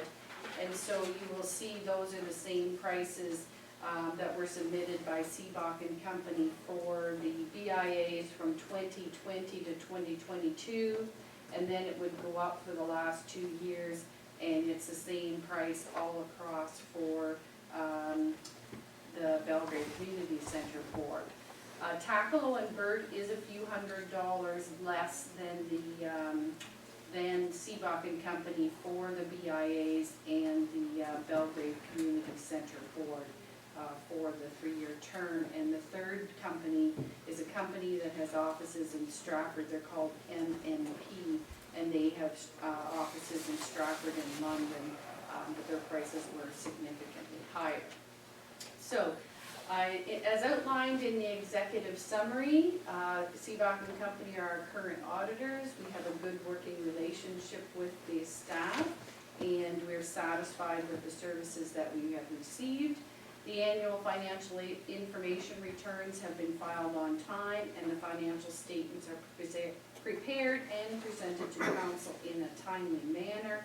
So I'm recommending to council to accept the submission of Seabach and Company for the term of 2020 to 2024. So Are there any questions? I'm going to read the motion first and get a mover and seconder, and then we'll go to questions, Donna. Okay, thank you. That the council of the township of North Huron hereby receives a report from the Director of Finance dated November 18, 2019 regarding the request for a proposal results for external audit services for information purposes. And further, that the council accepts the submission from Seabach and Company for external audit services for the period 2020 to 2024, as per the terms and conditions outlined in the request for proposal document. Do I have a mover? I have Anita. Do I have a seconder? I have Paul. Questions or comments or concerns? Seeing none, I call the motion. All in favor? Carries. 7.2.2 Belgrade water rates update. Donna, let's touch on this one again. Okay, thank you, Reed. So at our last meeting, November 4th, we started discussions about the increases for the Belgrade water rate and about our systems in general. So at that meeting, council passed a motion to adopt a 7.1% increase across the board from 2020 to 2024. And again, just as a reminder, back in 2009, council had made a decision to implement uniform rates across the North Huron customers so that it was a user-pays system and there was basically no area rating then, that where possible, everyone paid the same rate. Now, of course, with Wingham being metered and Blythe and Belgrade not being metered, there are some differences there for sure. I also just wanted to point out that municipal water and sewer services are user pay and no property tax money is used to fund these services. So the Belgrade water system currently pays the same as the non-metered Blythe users. So for in 2019, there was a shortfall of $423.36 left over from what Morris Turnberry charged us to run the system. And again, we've discussed how there are just not enough customers to spread the costs out over. So we looked at a number of options. So option number one is basically status quo. And in that, the Belgrade customers would have the same increase as the Blythe customers. So that would mean that they would have an additional $3.74 per month on their water bill, or $44.85 per year. So then that would mean for a water bill, they would pay $676.53 per year for their water bill for either Blythe or for Belgrade. So with that 7.1% increase, that would, and using a 2%, we don't know how much the yearly increase will be for system costs, but we use 2%.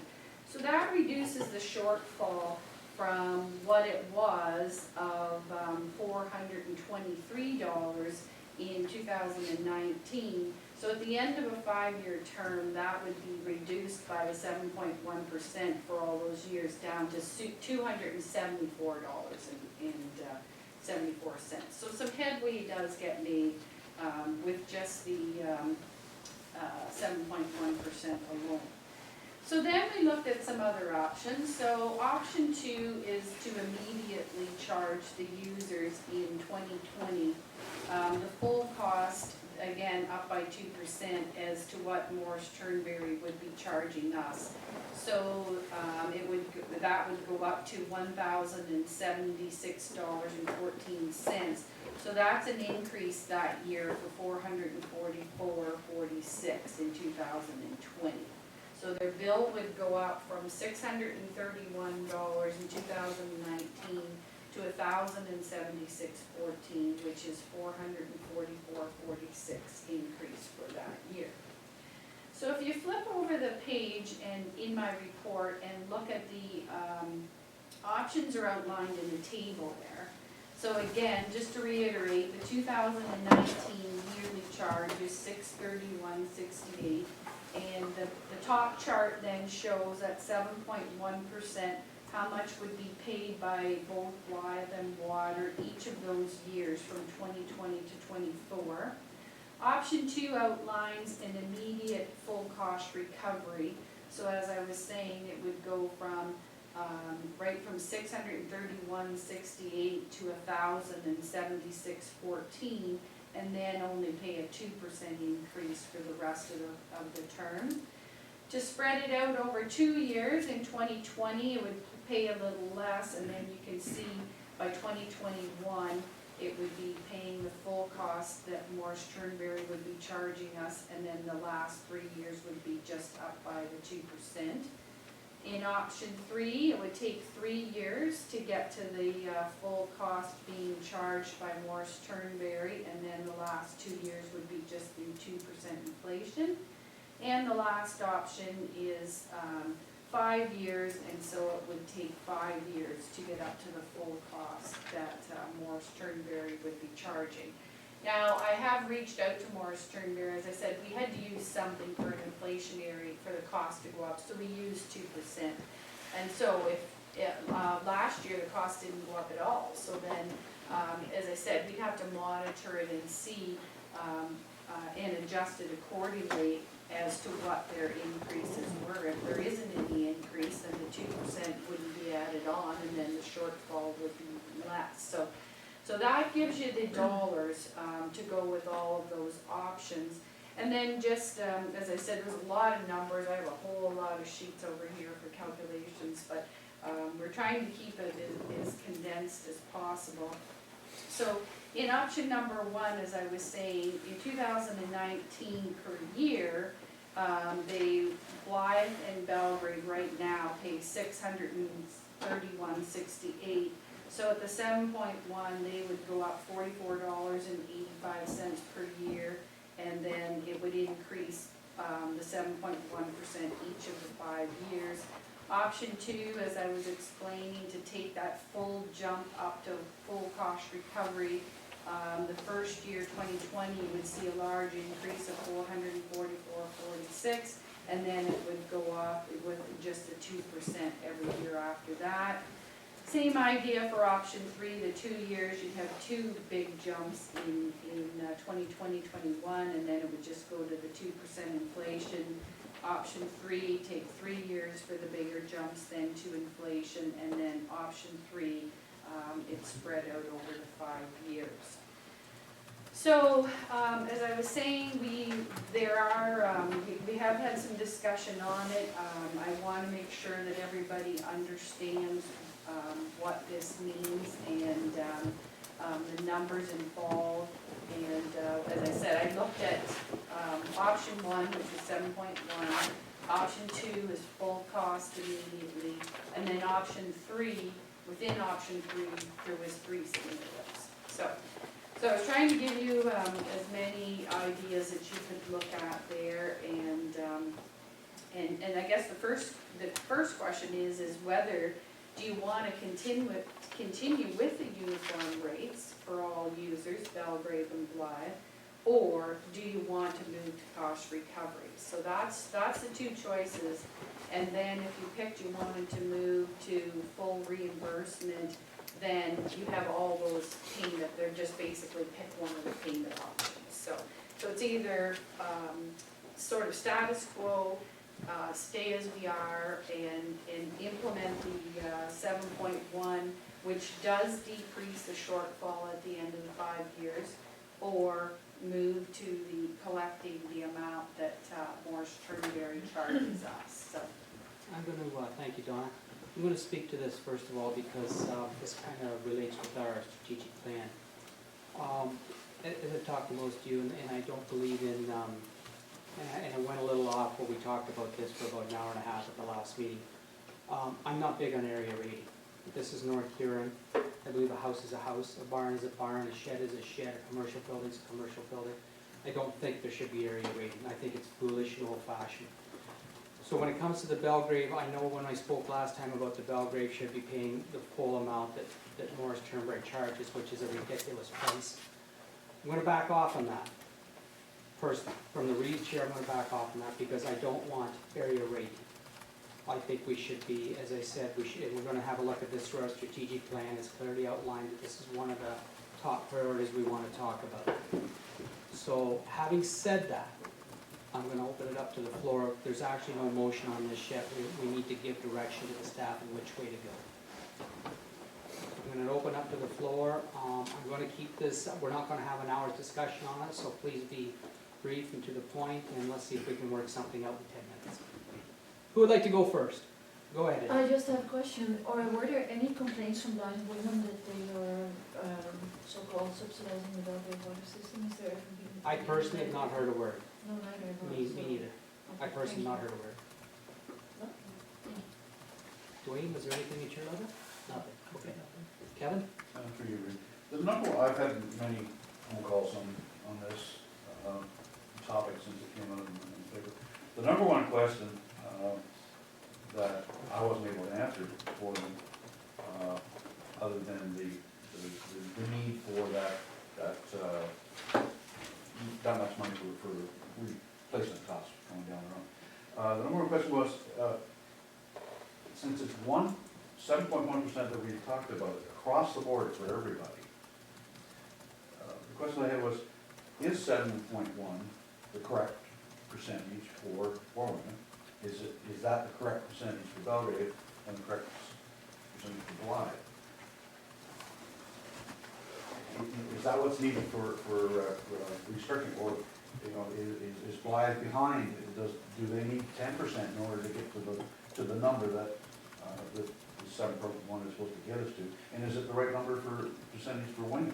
Yeah. Like it's just an overall for everybody. You talk about not having an area rating. Then what does each system need to get to that number? So I'm just going to pick up and let staff do that, and then I'll go to you, Trevor. So we don't area rate right now. If something breaks in Blythe, we fix it. If something breaks in Wingham, we fix it. If something breaks in Belgrade, we fix it. So we're all working together on it. I do understand where you're coming from, because Wingham has more population and pays much more than Blythe. So I can understand what Blythe would want to say to us, you shouldn't pay as much as us because you've got more people paying into it. Totally understand that. Having said that, no, I know I went the opposite on you. I went the opposite. So we all pay together, same amounts, and we just fix what needs to be fixed because we're one system. That's my understanding of it. Sean, I'm gonna ask you if you could speak to that. Or maybe Donna. Donna? Okay. We'll go this way. Thank you, Reed. So, when Andrew was here making his presentation, so he looked at various options, and when they were looking at it, they were looking at it as North Huron systems, not the individual pieces, right? So, in order to meet our future goals, they had recommended two percentages, the 5 point, I guess it was 5.1 and 7.1, or 5 even, I guess it was. So, he was saying that the 5% was not ideal because it would basically let us carry on the way that we are. We're putting some money away. But the 7.1% was going to let us match the existing life of our system and help us get to where we want to be for replacement costs in correlation with the remaining useful life of our system. So that's why we went with that higher percentage based on the calculations that he did in order to be our ideal percentage and give us our optimum revenue. So I'm not sure if that, is that what you were meaning? So he didn't look at it, at Blythe, should Blythe be 10 and Wingham should be 20 or anything like that. The other thing is too, the harder part of it is that Blythe and Wingham aren't actually separated. The reason this stands out so much is that we get a specific piece of paper that is for the Belgrade system. For the Blythe and Wingham systems, the Veolia contract, we arbitrarily split that out. We don't do a Veolia contract for Blythe and a Veolia contract for Wingham. And the same with all the costs. So, I mean, hydro's obviously easy, that comes, you know that those are Blythe and Wingham. And then there's a lot of administration. If you look in your water budget, you'll see a big administration piece and then pieces split out for costs for the operational part for Blythe and Wingham. So, but again, some of that is arbitrary on how we as staff split that out. But we haven't done a study to break all the expenses down for Blythe and Wingham to determine if Blythe is actually paying, you know, what they're supposed to be paying, right, in Wingham the same. They're lumped together. What they're portraying to me is that, you know, they're willing to pay what it needs to be to get to where where it needs to be. But as it being one rate over everything, there's more constituents in Wingham, that's gonna generate 7.1% of your population versus 7.1. Are those numbers going to be, I realize you're saying that it's not broken up, but there it is separate.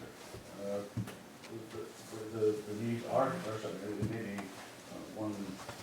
But Kevin, if I could just add to that, there's more ratepayers. Yes, Wingham would be using more, but there's also more ratepayers paying into it. So Donna's saying that she could figure that all out, but it all works out. We all have water and we all get to flush our toilets, we take good care of it. But just for anybody to say to you that Blythe's paying too much because they're smaller, you can say, actually, Wingham is probably the same because Wingham has got more people paying into it, if that helps you. Not answering the question. Which was? Is the 7.1 what it, in 5 years, is it going to be what our system needs if there's a problem? They want to, you realize if one had a brand new car and one had an older car, and the older car's going to break first, and it's 7.1 and 7.1, well, is that going to be enough? Or does this whole thing have to be something different? Yeah. Again, there's no way for us to say how many streets have to be torn up, we know that, and fixed, we don't know. We know capital projects that always get bumped back, and I believe you'll see that they will have a big capital project for Wingham, and then one for Blythe, and then one for East Wallenosh. We're trying to play with the money, a little bit And of it's money. being touted as being a replacement cost. Yeah, so, So they wanna know, is that replacement cost correct? so Donna, can you answer that, yes or no? So for replacement costs, then, again, we had our studies done on that to come up with that, those costs. Like our overall replacement cost for our assets is 214 million. But I mean, with replacement cost, you know, whether it's 214 million or 230 million, the point of it is, and which will change each year, that's what you're saying, those replacement costs will grow higher every year as the time goes on. So I think that what the point of it is to get putting some money away and using the figures we have today as targets, and at least trying to make plans to get to those targets. And then Andrew had explained that for water, he was proposing a 10-year term, if you remember, so, and we've only looked at 5 years, so his recommendation had been that the water rates would have to continue at 7.1% for another 5 years. But sewer wasn't gonna get to where they needed to be even in 10 years. So the sewer definitely has to have a hard look at it, and at the end of 10 years, water can possibly drop down where sewer will not. The sewer expenses, as he was showing in those slides, are quite a bit higher. And then, of course, we have the other issue to deal with is the amount of sewer that the commercial customers are paying in relation to their water. So that's another issue that we definitely have to be looking at. But water will be in much better shape at the end of 5 years. Sewer has a long way to go yet. So again, I can grab you his slides if I'm not quoting his number, the sections that I think you were looking for. Is that the answer you're looking for? No, well, let's keep pushing it, let's push it a little, like, I'm not sure what you're looking for. Well, I'm sure if we came to the point where, the Blythe system needed complete replacement, I'm pretty sure the constituents in Wingham want to know that the percentages they're paying, isn't overly fluffed up in order to pay for that. I just don't, like, I still haven't figured out what's needed for each system and how we're doing, and if that's the right amount. Go to you in a sec, Trevor, I just wanted to stay on, Donna, can you or Sean help them with that? Because obviously I don't know. That's just the question they're asking me, and, Yeah, well, we're trying to get an answer for you to give them. Can either one of you help us with that? Well, that's part of our long-term capital plan, and our financial plan is to laying out the exact projects and the prices that go with them for the next 10 years. So as we move through that plan, and they specifically identify, so one of the things in Blythe is storage, right, water storage. We've had discussions on adding that. Of course, you know, we're looking at the standpipe and such, but all the major projects are identified and then taken into account for our overall long-term plan. Is it enough at the end of the day? Who knows, but at least we're working in the direction to, with the replacement costs we have today, we're putting money towards to be able to pay for those costs. That's what our plan is. Does that help? I'm not sure that's still getting. We'll have a coffee tomorrow. Trevor, your turn. Thank you for being patient. The issue is that nobody is going to be able to tell you whether, if you need full replacement of Blythe or full replacement of Wingham, whether Wingham ratepayers have paid their adequate number of share for their system, and Wingham has paid their adequate number of share for their system. There is no way for us to tell that. The administrative costs associated to doing that would be astronomical. In an amalgamated system, you know, we're expected to be one. That's the intention, is that if a water issue comes up in Blythe, Blythe ratepayers and Wingham ratepayers are all put in the same pot, and that, if that is part of the rate study, all those capital plan discussions are all incorporated into the capital financial study that determines the rates. So the expectation is that, you know, when BM Ross provided that data at 7.1% over the next 10 years, that was taken into consideration all of the major projects that would have had to be completed in those next 10 years. So storage, standpipe, all that kind of stuff was brought into that. Is the 7 point, to the real question is, the answer to the question is the 7.1 after 5 years enough? The answer is no. The answer is no. The question is it tolerable to have a 7.1% increase or a 25% increase? And I know Blythe ratepayers are gonna say, if I need to put in more, I will. But what we're saying is, we know now 7.1 is gonna get us going, and same with Wingham ratepayers and same with Blythe and Belgrade. 7.1 is gonna get us further along the path than we've ever been before. And if you look at the 7.1, it's not only capital, but it's operational. Because there's costs associated with operations that are going up, that this 7.1 is to harness all those up. So the answer to the ratepayer that says, you're asking for 7.1% more, is that enough? Well, no, it's not enough. But we know that you can't, we do not want to gouge the taxpayer, because we're saying that's user pay, but we also have a tax base here that we're gonna have to deal with on taxes. So at some point, this is all about managing taxpayer burden, and helping them understand that we're not trying to gouge you, we're trying to be fiscally responsible, but in turn not take you to the cleaners, because we want to make sure that the future development pays for future development.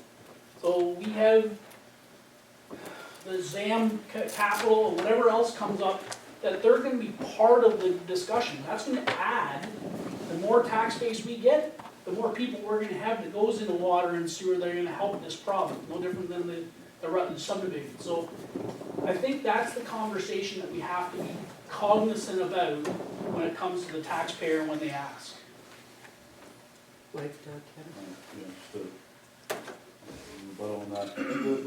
The positioning of where this one question is coming from, and I'm sure East Walnut runs into, and Wingham has this exact same problem. Since amalgamation, the taxes go up and up.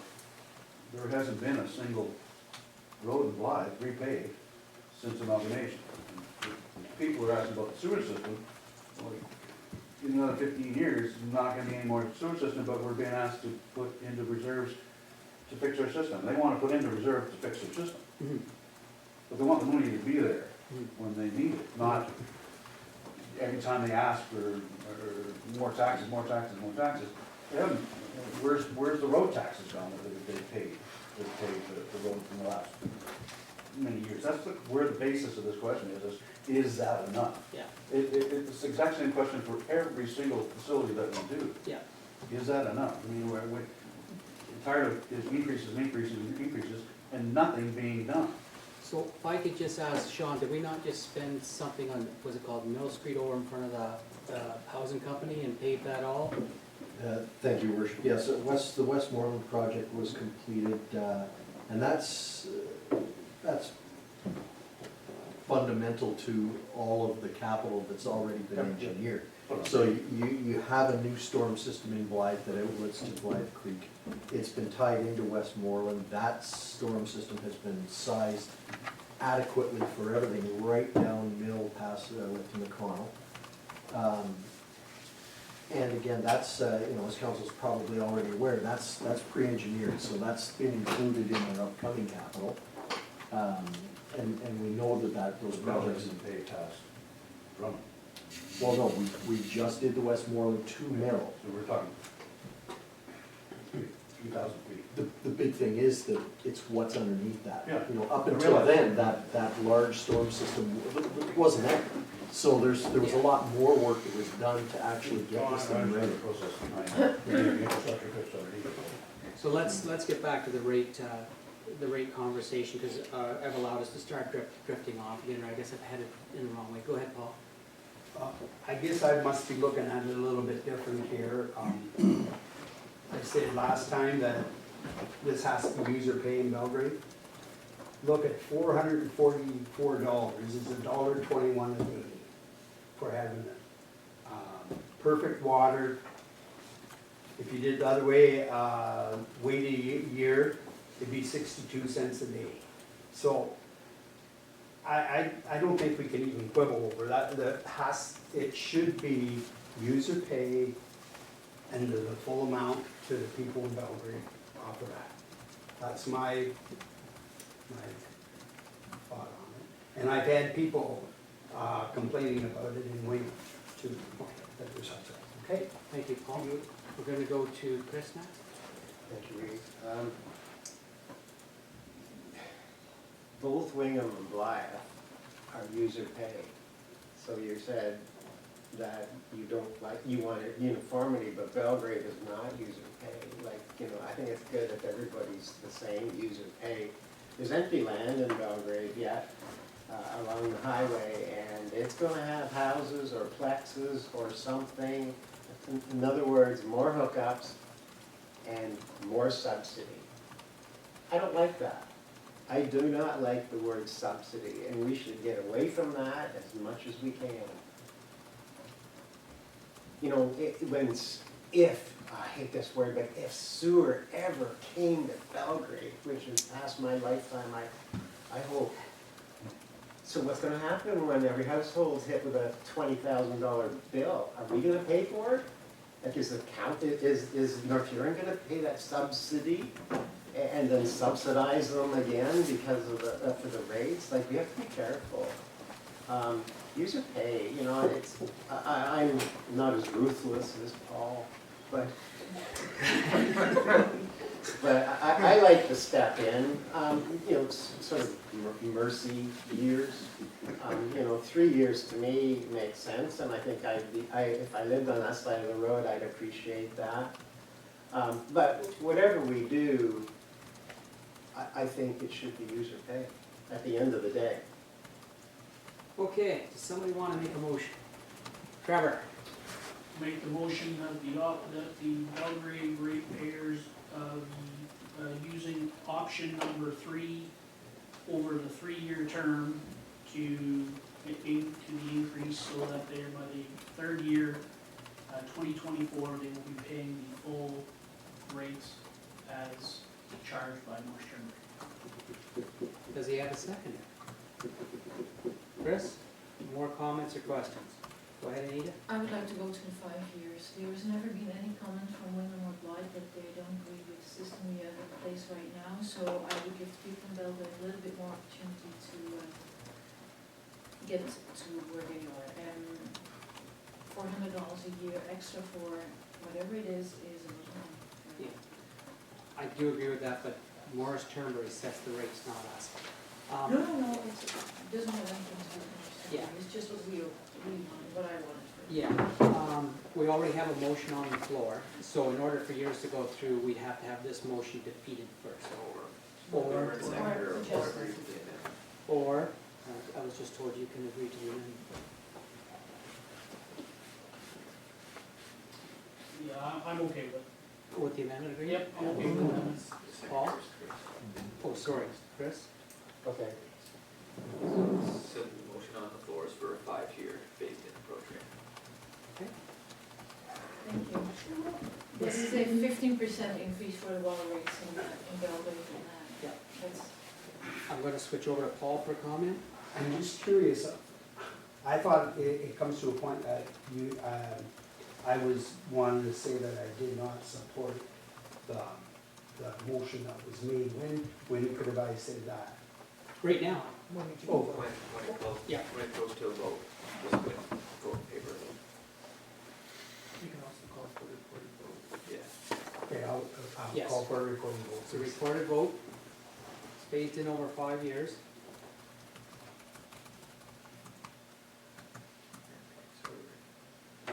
We're ready to go. Colin. Oh, sorry, does anybody else want to talk about it?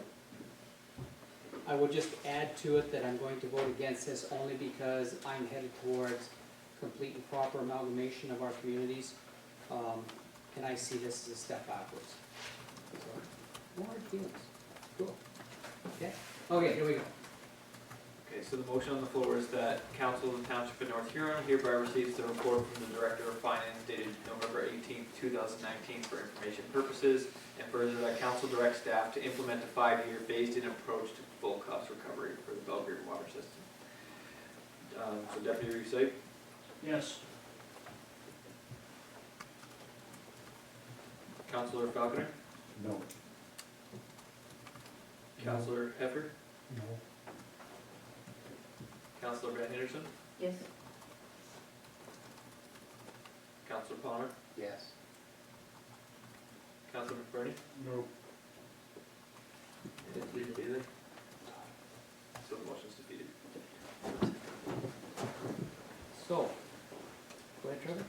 I'll then make the motion I will then re-motion the full cost option number 2, for full cost, for the first year, and then subsequent changes after that. Option number 2 under full cost. Do I have a second? Paul? Questions or comments? This will be a recorded vote too.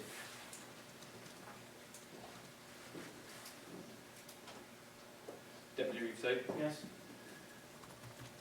Councilor Falconer, Yes. Councilor Heffer,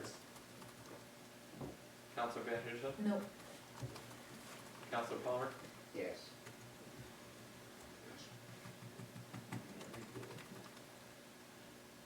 so 5-2, the motion carries.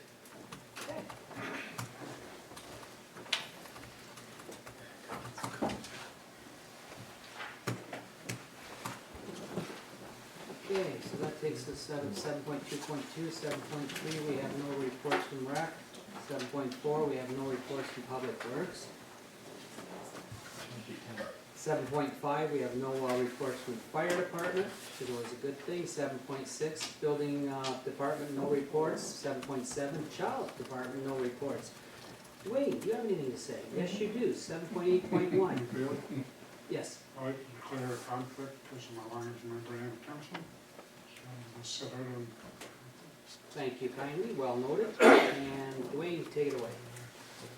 Thanks, Reed. So, as council recall, back in September, representatives from the Blythe Lions Club came and presented a proposal for council's consideration. And this has to do with the former lawn tennis property in Blythe. And council, due to the shortage of building lots and the need for residential housing, council was looking at the possibility of severing a portion of that property for residential purposes. As council recall, back in September when the Blythe Lions Club presented to council, there was reference made to a motion that was passed by council in 2007.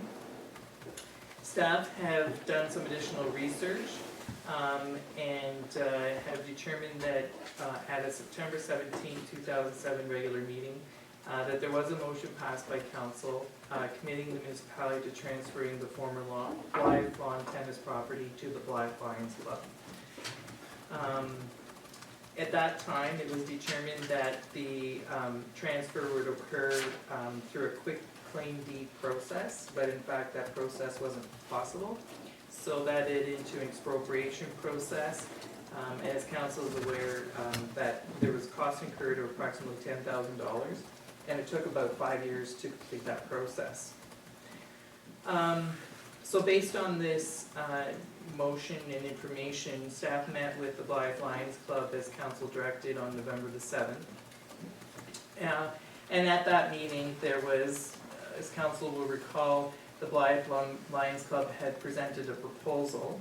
And at the meeting on November 7th, staff proposed to the Lions Club in terms in terms of fulfilling the motion passed back in 2007. So the proposal from staff was that the Lions Club would acquire the property for $2 that we would transfer back to the Lions Club. that the Lions Club would reimburse the municipality for all legal costs resulting from the transferring of the property back or into the club's ownership, that the owners of the property, being the Lions Club, would assume full responsibility for upkeep and maintenance of the property, that the Lions Club would be responsible for any future taxes owing, and I'll come back to that in a second, and that the township would be given first right of refusal to acquire the property should the Blythe Lions Club disband or the club no longer wishes to maintain ownership of the property. Going back to the Lions Club would be responsible for future taxes owing on the property. There is a provision in the Municipal Act which enables municipalities to apply to the Municipal Property Assessment Corporation requesting a property to be tax exempt. That tax exemption request, though, is subject to MPAC's approval. The existing lands that are currently owned by the Blythe Lions Club underwent that process and are in fact tax exempt in accordance with the Municipal Act. But the Blythe Lawn Tennis property is vacant, and so staff contacted MPAC just to determine whether or not, if that request was made, whether it be granted. MPAC staff advised that they couldn't give us a definitive answer until the actual submission was made, but based on the fact that it's vacant and the use has not yet been determined, they indicated that the request, if we were to make the request, that it would likely be denied, that the property would not be eligible for the tax exemption request, that taxes would be owing on that property. So staff did some preliminary calculations on what those property taxes would cost, and depending on the classification of the property, it was, I think, around $300 to $600 a year. So on average, $500, again, depends on the classification. And just for council's information, there was a discussion at the September 16th meeting in terms of investigating other possible options. So there was a second option, just for council's information, that was presented and discussed with the club. And it involved basically considering and looking at moving the Blythe Lions Park, including the playground equipment and the park uses, over to the Blythe Community Center property. And the thinking there was that it would minimize the Lions Club's costs because they clearly would be on our property. They would not be paying taxes, and they would enjoy the benefits of the tax exemption. But the thinking also was that it would facilitate a recreational hub, that we would be, you know, the baseball diamonds, the ice rink, you know, and then there's been discussion about a tennis court, or a basketball court, and other uses. There was a question asked, and it looked a good question in terms of there's the wading pool and what would happen to it. Again, I indicated that this had not been discussed with council, but if the Lions Club, if that was of interest to the Lions Club, that perhaps council may be willing to look at relocating or installing a new wading pool or other similar feature. And the idea that came to mind at that point was like a splash pad as part of the relocating of the park. That said, we also indicated though that if the Lions Club was interested in such a proposal, there are other stakeholders in the community center grounds, such as the Blythe Threshers. So if we were to investigate this any further, one would have to be discussed by council, and if council was supportive, then we would obviously need to consult with other users of the Blythe property. So the Lions, who are here tonight, met on November the 14th, and they passed a motion agreeing to the following, that the Blythe Lions Club shall pay the township of North Huron $2 for the purchase of the Bowling Green property. The Blythe Lions Club shall pay the full cost of the legal fees to transfer the Bowling Green property to the Blythe Lions Club. The Blythe Lions Club shall give the township of North Huron first right of refusal should the Lions Club wish to sell or dispose of the Bowling Green property. And the Blythe Lions Club shall be responsible for paying the property taxes on the Bowling Green property should a property tax bill be forthcoming. I noted in the response, in terms of the motion, there is no reference to upkeep and maintenance of the property, but John indicated in an email that the Blythe Lions Club confirmed that as the owners of the property, that it's intrinsic or inherent that they would assume responsibility for the upkeep and maintenance of the lands. So, I guess unless there's anything from the Blythe Lions Club, there is a motion in my report for council's consideration. Just want to touch on one thing I picked up on, I'm not sure if it's, somebody will have to tell me. We'd have first right of refusal, but should we not add in there that we sold it to them for $2, it should come back for $2? That's, yes.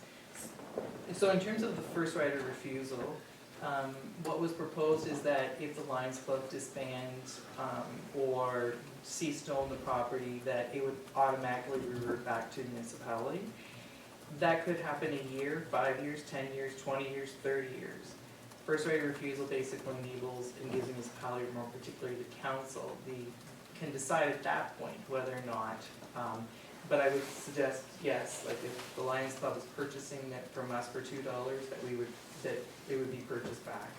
That we could put a buyback provision in there in terms of establishing at which point we push it back, unless the Lions Club has any comments. And to then that. just to follow up on that, so everybody understands, so first right of refusal, because we sold it for $1, we're gonna, $2, whatever, we're gonna ask that back.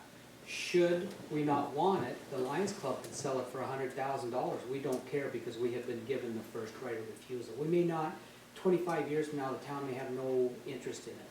So I think that's, I'm not sure how the Lions Club feels, I think that's a fair deed. Yeah, just speaking to our treasurer, we have no problem with that. Great. We have no plans to disband or dispose of the property at this point. Yeah. Not saying what will happen 5 years, 10 years, 50 years down the road. But, yeah, we have no problem with that. Thank you very much. Okay. So I have a motion here I'm going to read. And, yeah, I want to put the $2 in here somewhere, wherever that was. I'm going to get you to read it with the amendment, thank you. That council of the Township of North Huron hereby receives the report from the CAO dated November 18th, 2019, being an update on the former Blythe Lawn Tennis property, and further that council will accept the Blythe Lions Club's proposal in terms for acquisition of the former Blythe Lawn Tennis property, with a clarifying provision that the club assumes responsibility for the upkeep and maintenance of the property, and further that a provision be added to the agreement that the land be offered back to the municipality at a cost of $2, and further that council direct staff to prepare a bylaw and a purchase and sale agreement for the December 2nd, 2019 meeting to facilitate the transfer of the former Blythe Lawn Tennis property to the Blythe Lions Club. Do I have a mover? I have Kevin, do I have a second? Do I have Anita? Questions, comments, concerns? Go ahead, Travis. The only question that I had, I agree with everything, I just wanna make sure that we're doing it proper. The fact that we own this property, we haven't made it surplus. So, like, do we not have to deem a piece of property surplus in order to facilitate a purchase and sale? Like, I understand we were, in 2007, the council made it that they wanted it to go to the Blythe Lions Club, but I don't know that that supersedes the discussion of whether you needed to declare it surplus and then provide the information. I don't know that, I'm just asking. Go ahead. Yeah, if you can, we'll look at that and determine administratively in terms of how we proceed. But I think if council wishes to proceed, as staff, we will work out what needs to happen. But the end result would be that it would transfer, is my understanding. Yeah, if that's the wish of council. I think at the end of the day, the wish of council is that the property goes to the Blythe Lions Club. I think we just wanna make sure that there's no issue with process and that we don't get an agreement or some request that we kind of bypass the process of making that piece of property surplus, because it honestly is municipal owned property. So I'm gonna ask of the staff then, should we defeat this motion and look into that? How do we wanna because once we say you can have it, well, then now we're on another legal bar. Help me here, guys, I'm just talking out loud. We could amend the motion. To get rid of it, coming back December 2nd, right? So just the last piece there, it would, instead of, for the council direct staff to prepare bylaw for purchase and sale of the agreement for November 2nd, it would say, for that council direct staff to facilitate the transfer of the former Blythe lawn tennis property, and that ensures that all those steps are taken. And that'll take care of what Trevor was speaking about? Yep, we'll make sure. Okay. Go ahead. Through your, we've had other properties that have been deemed surplus and then been automatically deemed not surplus. So why can't we just automatically deem it not surplus? You need surplus. The shed at the, No, was you deemed mean. surplus at no, one no, point, no, but no. now, and then it got deemed it wasn't. Yeah. So what's the difference between this being deemed Well, surplus? this hasn't been deemed surplus, so we're just making sure we're legally doing it right. I believe actually, the shed you're talking about is still surplus, believe it or not. Nobody undeemed that. Oh, okay. No, but no, I know, no, so what we're saying is we wanna make sure we do it legally so they can get, Yeah, I understand. yeah. Are you okay with the amendment then? And then it was the Anita, are you okay with the amendment? Okay. Everybody tells me we're doing this proper legal and everything's going down the course we want it to go down, then I'm going to call the vote. All in favor? Carries. Well, we come back in now.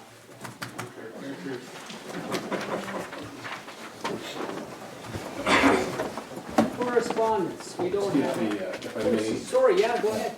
I'd just like to thank council on behalf of the Lions Club. This is a property that we've done a lot of work on over the last number of years, and we think that we have some good possibilities for it, and we'd like to thank council for permitting us to go ahead. And special thanks to Dwayne and Sean for taking time out of their busy schedule to meet with us, so we really appreciate that. The year 2020 is a special year in Lions. It's the 100th anniversary of Lions becoming international with the formation of a club in Canada. And it's also the 75th anniversary of the Blythe Lions Club. So shortly into the new year, we'll be making an announcement of some major work that's going to take place at the Lions Park. So we'll keep you appraised of that. Well, thank you for that, Sean. We want you to know as a Reba council and staff, we're always willing to work with you guys. We'll do everything we can within our power. Don't ask me for money though. I appreciate that. And we won't ask for money. Okay. Correspondence, there's none. Council reports. The Reeves report. So we all know we had our staff plan and open house. It went very well. People did come forward and put some suggestions in that night. The economic development meeting was a good, prosperous conversation, working forward with it. I had the pleasure of being at the Silver Stick tournament to represent the town, and I endorsed the lights and asked the public to come up and have a look at our beautiful lights that are on the main street of Wingham that just happened to light up that night. Following in the footsteps of our 4 employer roundtables that we've been having locally for the industry that's having so many problems, it's evolving into a little bit bigger group. We're meeting with, in a few days, we're going to be meeting at Westcast.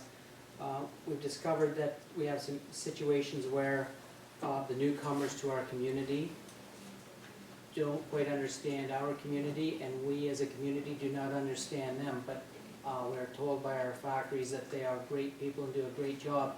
So now we're going to take it to the stage where we've invited a lot more people to get involved, and we want to somehow make them realize this is home, and this is a nice place to be, and we're going to try to take care of things like the language barrier and that. It is truly something great that we're working towards. Again, your staff members have been working very hard on this. It is a barrier. It's interesting, I'll just point out that in the land they come from, if a policeman pulls you over, kind of figure you're getting shot. So when our policemen have even look at them, they're terrified. It's an unbelievable different lifestyle over there.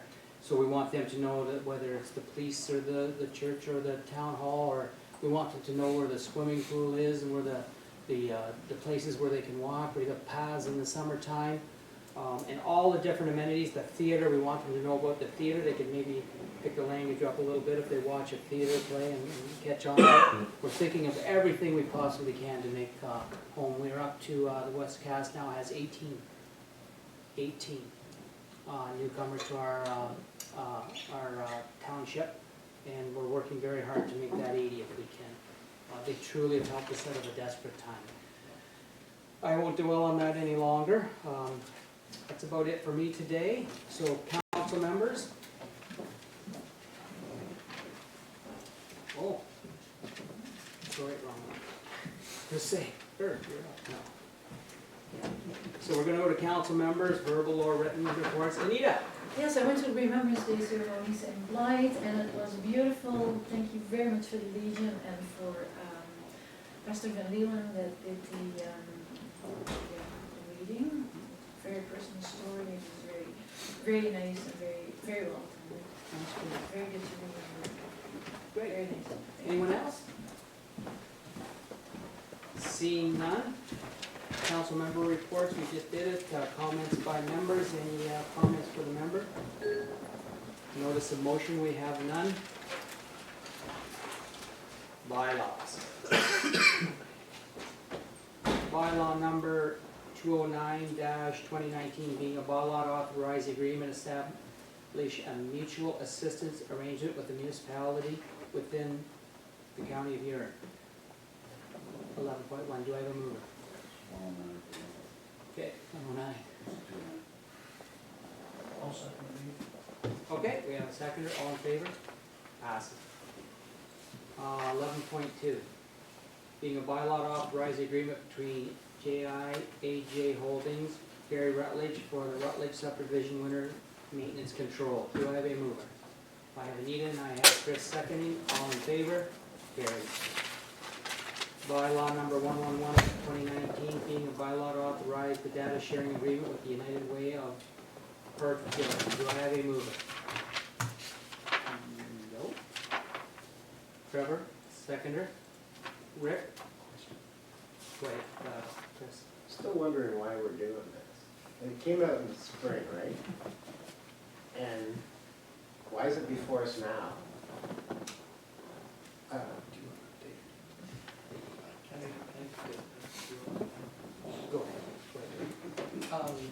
So essentially, as you recall back earlier this year, the United Research Council, which is CERC, came to council and had asked for some information, an agreement with the municipality for the sharing of data.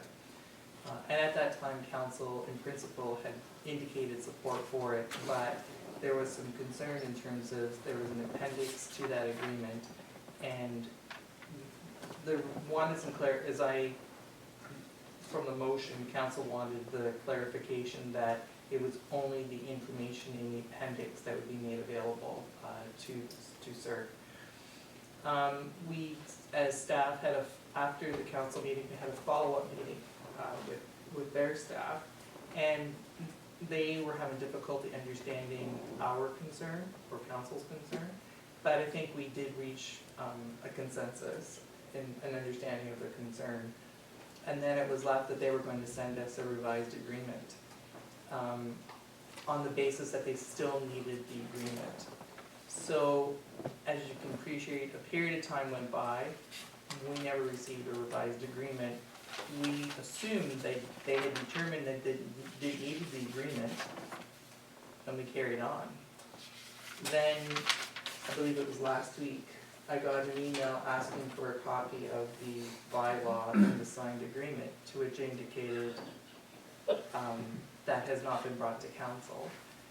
And I was provided with this agreement and it's before you this evening. So on the basis they provided it, my understanding is that they determined that in fact I do need this agreement. In terms of the appendix, and as Councilor Palmer has indicated, the information they're asking for is currently publicly available on our website. I don't understand personally the reason for the agreement, however, they feel that there does need to be an agreement. And It's not exclusivity or anything like that, it can be. no, the agreement, what they're asking for is election data. And Yeah, but it's a bit, like you said, I'm not. well, we're all, it's, under the Elections Act, we're already mandated to provide that information and it's publicly available. Beyond that, that's what I know. So I just wanna follow up with my concern is how much time is this gonna cost my staff when their staff can go on our website, if we can find this? That is a concern that came up at county too. I can't remember if we passed, because it's been a while whether we passed this or not at county, but, that was a concern I brought up then and I've already brought up, a long time ago here. We wanna be careful that we don't start handing out hours and hours of work for our staff on stuff that honestly you can look up. I'm worried what's next. So having said that, any other questions or comments? You can vote it up or vote it down. I'm gonna call the motion. All in favor? I would take this one down.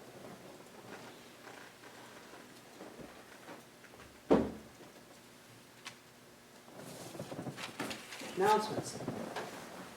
The next North Huron Police Services Board meeting will be held on Tuesday, November 19th, 2019 at 7 p.m. in the North Huron Council Chambers. Next Housing Dam Committee will be held on Wednesday, November 20th at 4 o'clock here in the Chambers. The next North Huron Museum Committee will be held on Thursday, November 21st here in the Chambers. The next regular council meeting will be held December 2nd at 6 p.m. here at the Chambers.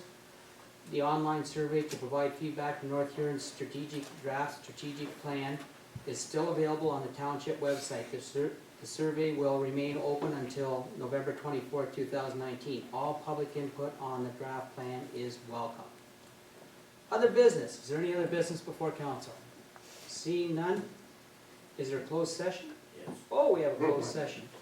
So, we're going to close session of the Council Township of North Huron, hereby proceed at 8:30 to an in-camera session closed to the public to discuss the following: litigation or potential litigation affecting a municipality and advice that is subject to solicitor-client privilege, including communications necessary for that purpose.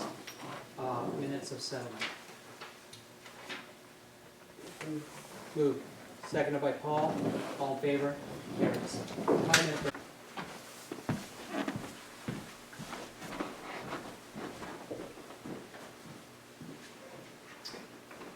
So we're back in open council, and Carson, if you want to read the motion? That council directs staff to proceed as directed in closed session.